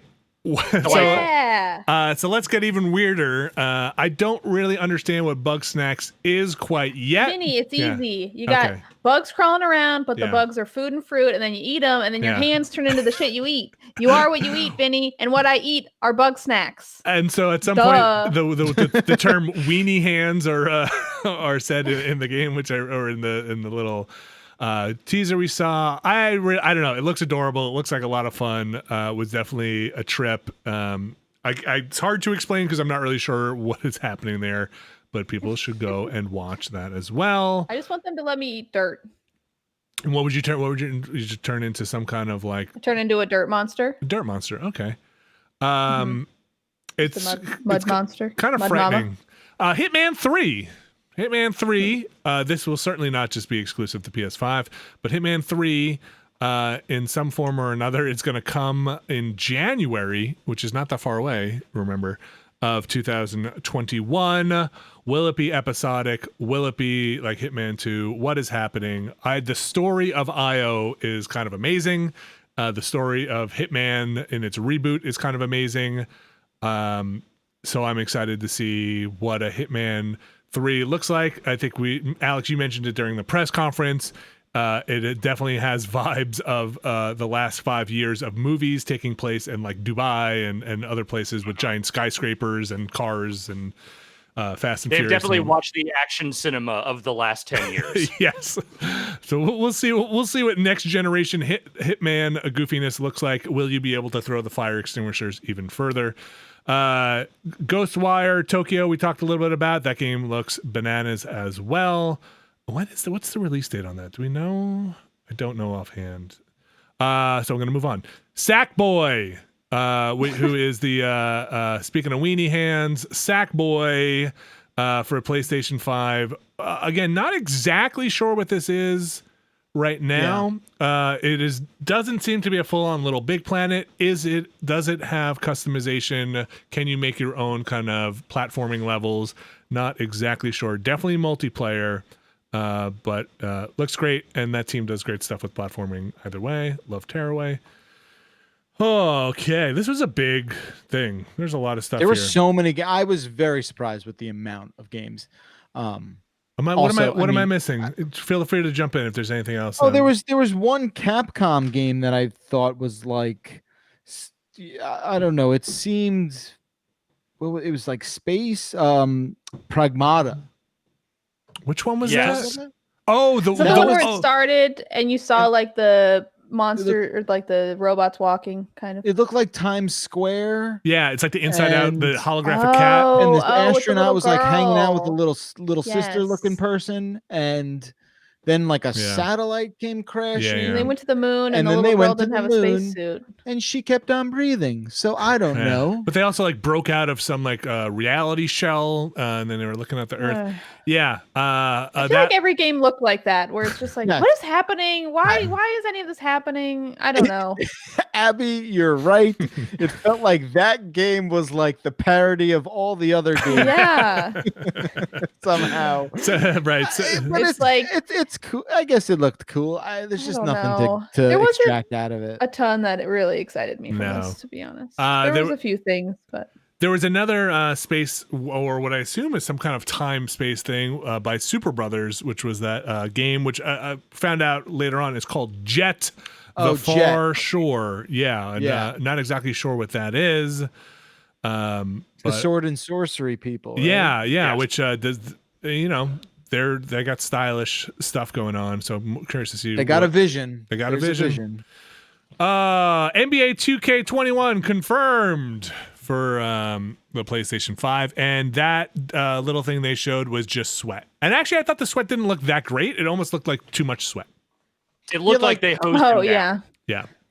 The way they like hose down a street before you film something on it was like sort of what they did there. It was like that was weird. I think they've taken the sweat too far. I think next gen they're gonna say less sweat. I mean, look, I watch a lot of basketball. You know, by the end of a game, especially you go into overtime, there's a lot of sweat dripping off those dudes. But nonetheless, I'm gonna say that maybe you need to find a different tech to hook your basketball on. Sweat tech. It's cool. It's not the only thing. You need a little more than that. Just, it's so weird. It's a great looking Zion Williamson model. Like they did a great job making it look like that dude, but also he doesn't need to be that damp. He doesn't. Yeah. I'm sorry. He just doesn't. Listen, it made me uncomfortable. The amount of sweat. I mean, listen, as a person who sweats getting up to turn a basketball game on, that it was a lot of sweat. The other thing that was Jeff Gerstmann said during the thing, which I hope they do, is have an option to turn crowds off during the season. So it's just very funny. Just an empty arena. Yeah, all the games take place at Disney World now. Hey, I thought some of those like indie things really hooked me. That little devil one, I thought looked very good. Which one? That was apparently kickstarted in 2015. That game has been kicking around for a while. Wow. That is a while. Which one is that? Little Devil Inside? Is that the one with the poop? Which one had the poop? I like the poop one. The poop? Where like one guy drops a bomb and then it cuts to somebody fully just taking a dump. Yes, that was the poop. That was the poop. That Kenna game too. Sure. Very that looked beautiful. She has her these little furry black guys that were like super adorable, and I just like want one of those things already. So I guess some people were saying as we were watching that, and I forgot to look it up at the time, but some people were saying the developers of that, I think they said they come from an animation background, but some folks in the chat, and this could be not Ember true. Lab. They said that some folks in the chat were saying they come from Studio Ghibli stuff, like background. So that could have been. Hey, look it up. I'm sorry, I didn't look it up. I'm just repeating stuff I saw, which is not the way to do news. There was Goodbye Volcano High. Yeah, that was the one I was thinking of. Yes, the what if dinosaurs were in high school and sad. Right. Yeah, which it was like Daria for dinosaurs is what that. But it also looked cool. Like it looked really good, and it had like a tone to it that was very different from everything else that was on that presentation. Which was also just like at the end, I said it during the thing. I wonder if this is just some kind of grander metaphor too for like, are they all going to go extinct? It's just like a crisis of like, it really is the meteor is coming. Oh, geez. Well, listen. I'm sorry. That's how the dinosaurs. We're just doing Melancholia in high school. Yeah. Yes. I already had to watch the entire series of Dinosaurs, Jim Henson's Dinosaurs. That show is great. It is fantastic. That's I'm the Baby Gotta Love Me, right? Yeah. Not the mama. Yeah. Inspirational. What am I leaving out? I'm sure I must be forgetting something, right? There's a couple here. I'm going to talk a little bit about Oddworld. Oddworld. Yeah, that's right. Soulstorm. Yeah, that trailer for that was intense. I don't know. Yeah, I don't know. Like seeing his face like that. Like, I don't know what The Last of Us 2 has, but boy, that trailer for Oddworld, it really I had trouble sleeping after watching that thing. He's got, just go watch. It's like it's scored in a very intense way. And I think that game has kind of heavy themes to it, but man, that was a heavy trailer. It's a bit disturbing. We didn't they did another Godfall thing, which there seems like there was a pivot in how they were kind of pitching that game. I don't know. Wait, which one is Godfall? I think I'm not registered. Godfall is the Gearbox. Oh gosh, yes. Geez, that one completely forgot about that until now. That the third person with me or the audience we were watching that with. I don't know. That in the sandwich of the press conference, I feel like that's the one that's like, leave out the Godfall and I'll take the rest. Yeah.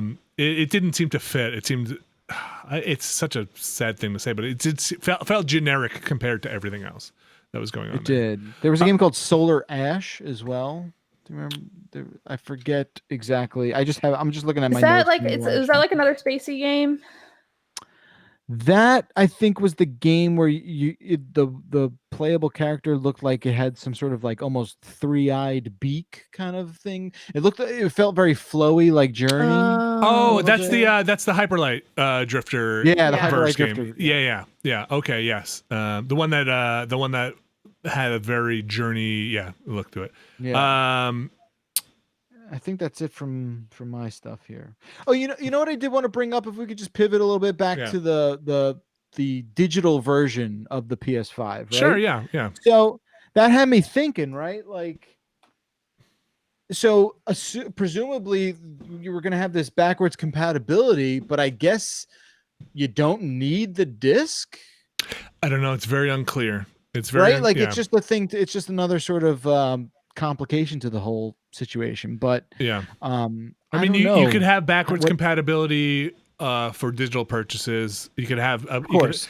You can maybe have, I don't know, it's very unclear. This is complete speculation. Here we go. I'll just put the mic up to my butt as I talk out of it. You could have things where you maybe put the disc in and it tries to verify that it matches the thing to your account, but that would just lead to people renting games, putting them in. I have no idea. On your PS4, and it's like, hey, you put this thing, I don't know. Who knows? I mean, what it does mean is that there's still so much to learn about this stuff. Like, this was definitely like a milestone in that path to release, but there's still a lot that needs to be disclosed. I mean, not to mention, price is a huge thing here. And they are not going to make that move until they have to. Yeah. So what do you guys think about it? Do you think it's going to be one of these things where like one of them does the price and then the other's like, and we're $50 cheaper? I think they're both going to have their different SKUs. They're both going to have their different versions of the console. Clearly, Sony has their diskless and their drive version. Microsoft is reportedly doing kind of a similar thing like they have done in the past without a drive. So I think they're going to have varying price points and it'll probably work itself out. But I think for the top tier one, I think Sony's going to come out higher. I mean, I would be surprised if it reaches higher than $499. I think they would have a tough sell there, but I would not be surprised if one of them is $500 and the other one is if Microsoft comes in, I would even say $399. Oh, I meant the digital and non-digital. You got to imagine there's a price discrepancy between the digital and the non-digital, right? Yeah, I could see $100. I could see it's probably going to be close. I don't think it'll be 100. I think it'll be closer to 50, and I think it'll be. And there's also a chance it could be the same, but comes with a bunch of digital stuff. Yeah, hey, this comes with a year of PlayStation Plus and a bunch of digital games and a bigger hard drive. It could be the same. I don't know. The price is really the biggest crapshoot right now because not only do we have technology which has been reported to be very expensive in these consoles, they also have a history of hey, when we price this thing too high, it is not good. There is a limit to what consumers will pay, compounded with also the economy across the world is on fire. Right. So do you come out with this thing and you're like, all right, are you guys willing to pay $600 for some Ratchet and Clank? And a bunch of people being like, I would love to, but I can't, or not a chance. Speculating, honest to God, like speculating on this stuff at this point feels like just throwing darts into a black hole. Like you have no fucking idea what the circumstances are going to be a month from now, let alone by the time the holiday season rolls around. They are determined to put these boxes out. I'm convinced they will end up doing it. What the result of that will be is completely unknowable right now because it's very difficult to imagine, at least in North America, where, unemployment has become a huge issue, where there's no real sign that things are going to return to any measure of normalcy by the time this year ends. Yeah. Like trying to guess how they will price this thing and how that an audience will respond to that just feels useless because it's just, it doesn't matter. They could price that thing at $200. I still don't know if anyone's going to run right out and buy that thing by the time we get to the holidays, because by that point, the entire planet may be on fire. I have no fucking idea. Yeah. Well, that's a good point. Well, I think it brings up an interesting thing where it's like, yes, the pricing that's their problem. I wouldn't want to have that problem. But the notion of like, making the compelling argument that you need to buy this day one for me is the most interesting aspect of this whole thing for both of them, right? Like, how do you really just sell this in a compelling way that it's like, well, I got to get this day one, and there's no indication of what will launch on this thing yet. So yeah, I'll tell you right now, even if every single game that was not just, a thing with a project and a title, like launched day and date with that thing, I think you still have a tough sell with a huge chunk of people, because there are a lot of people that maybe normally would go out and buy a console on day one that are just not going to be able to or willing to by the time the holidays roll around. I just think that you have to be planning for what 2021 is going to do to make up for what would normally be your console launch numbers, because this year just ain't going to be it. There have to be a lot of whiteboards right now in both Sony logistics and Microsoft logistics with fate lines that, some of them just end in a trash can and some of them end in a star. Because it's like, you're absolutely right. Like, trying to judge the shipping channels and the retail outlets and everything. This could be a thing that it's like, it's $400 in the States. It's $7,000 in the UK. It is. It is. It's $450,000 in Brazil. It's one of those things where worldwide. Like, different territories always get different import charges, and that's everything is going wild right now. So it is. It's bizarre in a way that I feel like hasn't been. I mean, we're in unprecedented times. It's a cliche to even say that at this point. So yeah, price stuff is wild. So I don't know. But I do think the easy thing for me to say is I think the PS5 is going to be more expensive than the Xbox, than the Series X. That's probably where my guess is. I mean, look at that thing. It's all curvy. It just looks more expensive. Anything else we want to talk about the PS5? I mean, they didn't. Like they should not have. I don't think they went into any of the actual tech specs and they kind of left that off outside of this and the other spots. It's mostly, hey, I think, but the final thing I'll say about this is I think they left a vacuum and Microsoft needs to step into it. They sucked the air out of the room in a way that was good. Like, they really took the next generation torch and been like, this is why you should have, this is what we can do on our next console. And they have messaged leading up to that. And I think they delivered with we're about next generational change. And this is why you should have a PS5. And I think they really delivered on that message. And I think Microsoft just needs to get out there, because they can also fight back if they can show the games and show the gameplay. And then also say, we're also doing the smart delivery stuff, and you'll be able to play a lot of this, bring up from the Xbox One to the Xbox Series X. I think that's a very consumer-friendly thing that they can also then push, that Sony's had a lot of trouble communicating exactly what their compatibility plans are. So I think Microsoft's been a lot clearer on that front, and that's a chance for them. So we'll see. I think they're supposed to have something in July, and we'll see what they do there. They do. They each both have their strengths in the argument so far. And Sony obviously making it very clear that they are a generational, console release sort of model, whereas Xbox is sort of like, we're here for you, play it anywhere. These are the features, etc. So it's definitely interesting to see how they both do not have the same approach. Like, it is a very clear delineation. Yeah, and it's probably going to merge in some Telltale game-esque way where no matter what choice you make, you're just going to wind up being the same ending anyway, where these consoles are going to be playing similar games.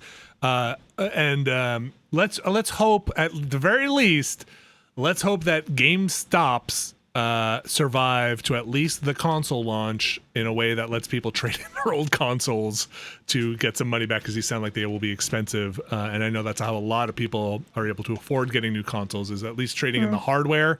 So let's hope that they are still in that used console business, because that can really make a difference, I think, in people looking to buy new consoles. We're going to take a quick break again, and we're going to go through some emails, just a few of them, and then we're going to get out of here because we got another podcast coming up, if you can believe it, folks. Folks, can you believe it? I can't. So let's play some more music and move on to I'll take a short break and move on. See you in a second. Here's the music.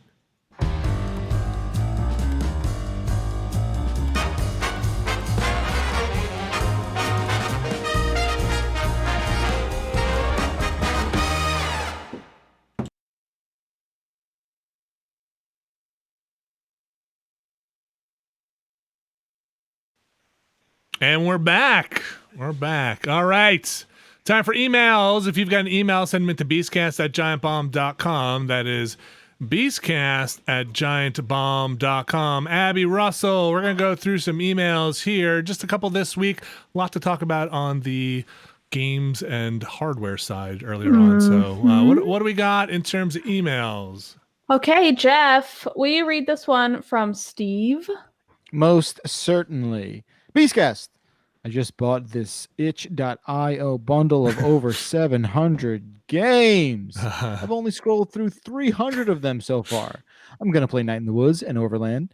Have any recommendations for overlooked or underrated games in the list? Oh, Vinny, my I gosh. feel like you've gone through the I whole definitely thing. have some. What do you think? Oh, yeah. I've gone through the whole thing, and right before the show, I played them all. So, Yeah. So now that you've played them all, recommend 60 to 70 games that you like. Well, there's only 1,600 at this point. So, Abby, why don't you start and Okay. we'll chime in. I think one, right off the bat, A Short Hike. I think that game is pretty brief. I think it's really good. I think it has a great little story. I think it's a sweet game. I wish, it's one of my regrets that I didn't put it, I forgot to put it on my Game of the Year list. I think last year. That game is great. A Mortician's Tale, also really good. It got me into watching, I believe her name is like Caitlin Doty, who is a mortician and an author. She has a YouTube channel called Ask Mortician that's very good. And that game got me into it. Very cool. Other good games on here. Minute is very fun. I liked Minute a lot. Minute is a lot of fun. I think not Overcooked. Cook Serve Delicious 2, I think, is on there. Like, it's impossible. That sounds about right. It's literally impossible. There's just too many games. I'm just gonna toss a couple out here that Okay. I think are a little less. Well, okay. I mean, one I was gonna say is I know people love Celeste. I thought it was good, but people really love that game, and the soundtrack is great. So I would definitely say try that one out. This is admittedly slightly biased. I know the person who made this, Carl Burton, but it's more of an interactive art piece than a game. But this thing called Islands Non-Places is a really neat piece of visual art to play with, and I would say it's not something you'll need to spend more than an hour or two with, but it is really cool for what it is. And there was one more I had right off the top of my head, and then I lost it. Shit, I lost it. while you're thinking, The White Door. The White Door, which Okay. I played earlier this year. That game is really neat for what it is. Yes, Abby? Golf ahead. Peaks. Oh, Golf Just Peaks. wanted to Yes, recommend that Golf game's Peaks. good. Good puzzle game. I'm going to You say got me into that, Abby. Kids and Yeah. Kids is good. I like Wide Ocean Big Jacket is also a lot of is a really interesting game. Backlard, now you go while I keep scrolling. Quadrilateral Cowboy. Yes. Oh, Yes. I haven't played that from one. What is it? The Blendo games. It's just these weird first-person-y sort of puzzle-y adventure good. things. Good fun stuff. Astrologaster is on there. Oh. Astrologaster. I mean, donate what you can, but like, holy God, it doesn't make sense. I was trying to explain this to my wife, and like, she was like, "How is this a thing?" I'm like, "It's a thing. It's a thing." It scrolls forever. It's forever. Anyway, I'm sure us listing 30 games was helpful for you. Uh-huh. Yeah, right. That's Gotta right. be. And I'm sure, not to take away from the, 1,300 games that are here. I'm sure someone probably has maybe put or tried to not rank them, but like give some call outs for maybe some of the standouts here. You could start a whole business that might last you a year or two, just ranking these games and trying to sort them. There's a lot on here. I don't know if Dicey Dungeons is on there, but if it is, you should play it because Dicey Dungeons rules. Chances I can't find it. There are too many games to scroll through. But... yeah, chances are it probably is, and if it's not, it should be. The other thing that I'm looking forward to is playing some of the ones I've never heard of, and that's actually really. Yeah. I almost need like a randomizer for these to just like play the ones that I'm probably not going to click on because I've never heard of it. The one people keep recommending to me is Signs of the Sojourner, which I've never played, and I would like to check that one out. There's so many fucking games in this thing. Okay, all right. I like that we all got it though. Yeah. Yeah. I mean, like it's an amazing amount of games to have in one collection. Also, the donation aligns with where I want to put my money, so I think that's great.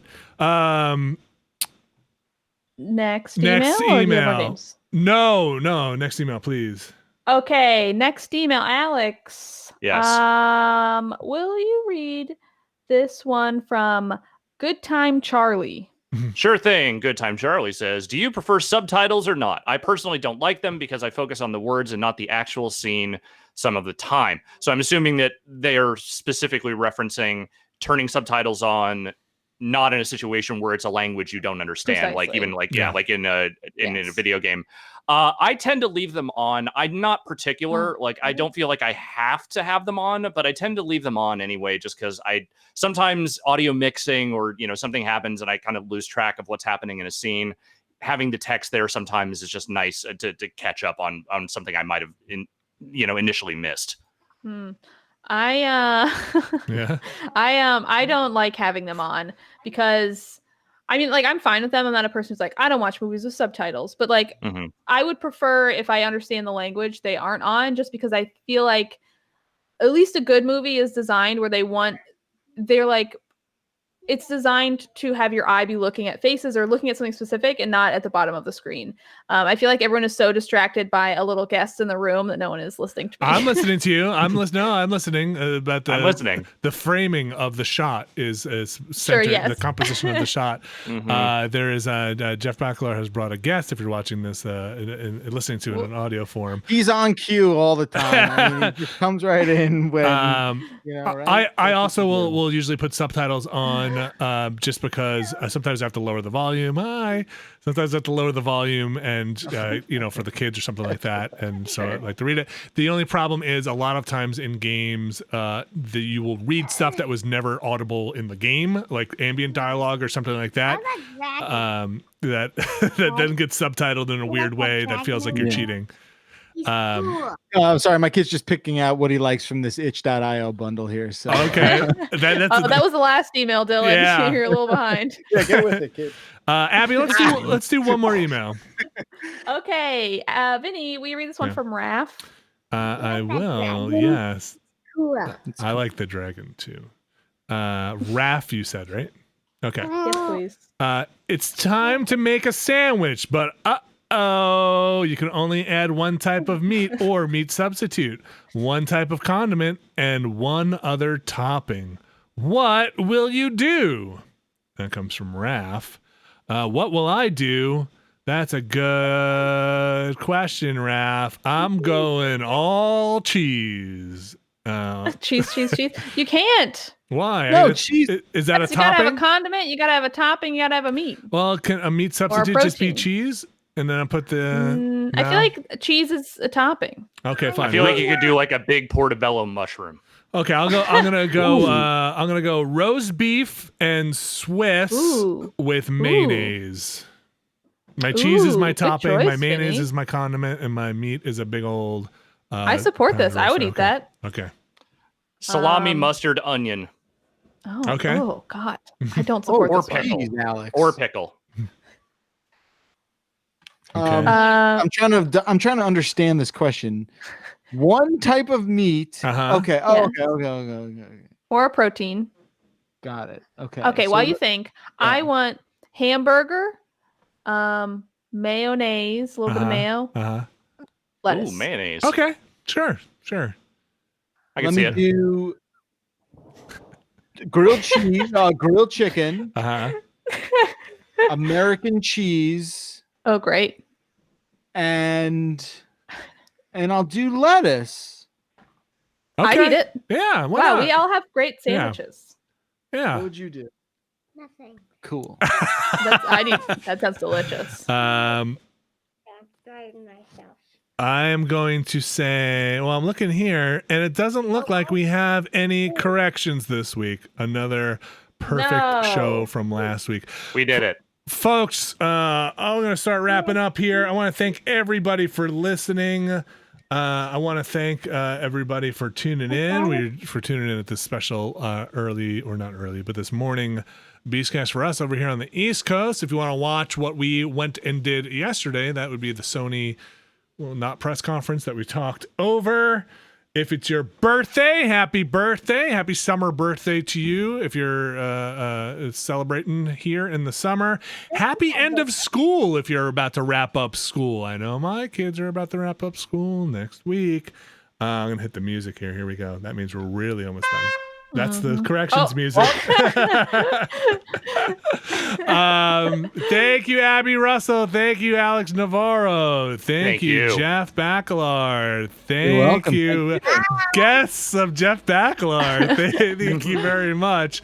You've been listening to Giant Beastcast. I want to remind everybody that we have been trying to do these live, usually a Thursday around 1:30 in the afternoon over on the East Coast time. But if you're watching this live right now on Friday, if you stick around and are a premium subscriber, you can catch us doing another podcast minutes away. Literally the time it'll take me probably to get a drink of water and use the bathroom to come back, and we'll have the hot spot. I'm not complaining. I love being with the folks, everybody out there. And then we'll have later on, we're going to come back and we're going to have some Minecraft. Go see the wonders we have built in the world of blocks and mines. So thanks again, everybody. The Giant Beast Cast. Tune in to all the stuff we have throughout the week. And we will be back next week, I think normal time. Check out the schedule. Things are fluid. I'm going to get us out of here. All right. Thanks, everybody. We'll be back next week.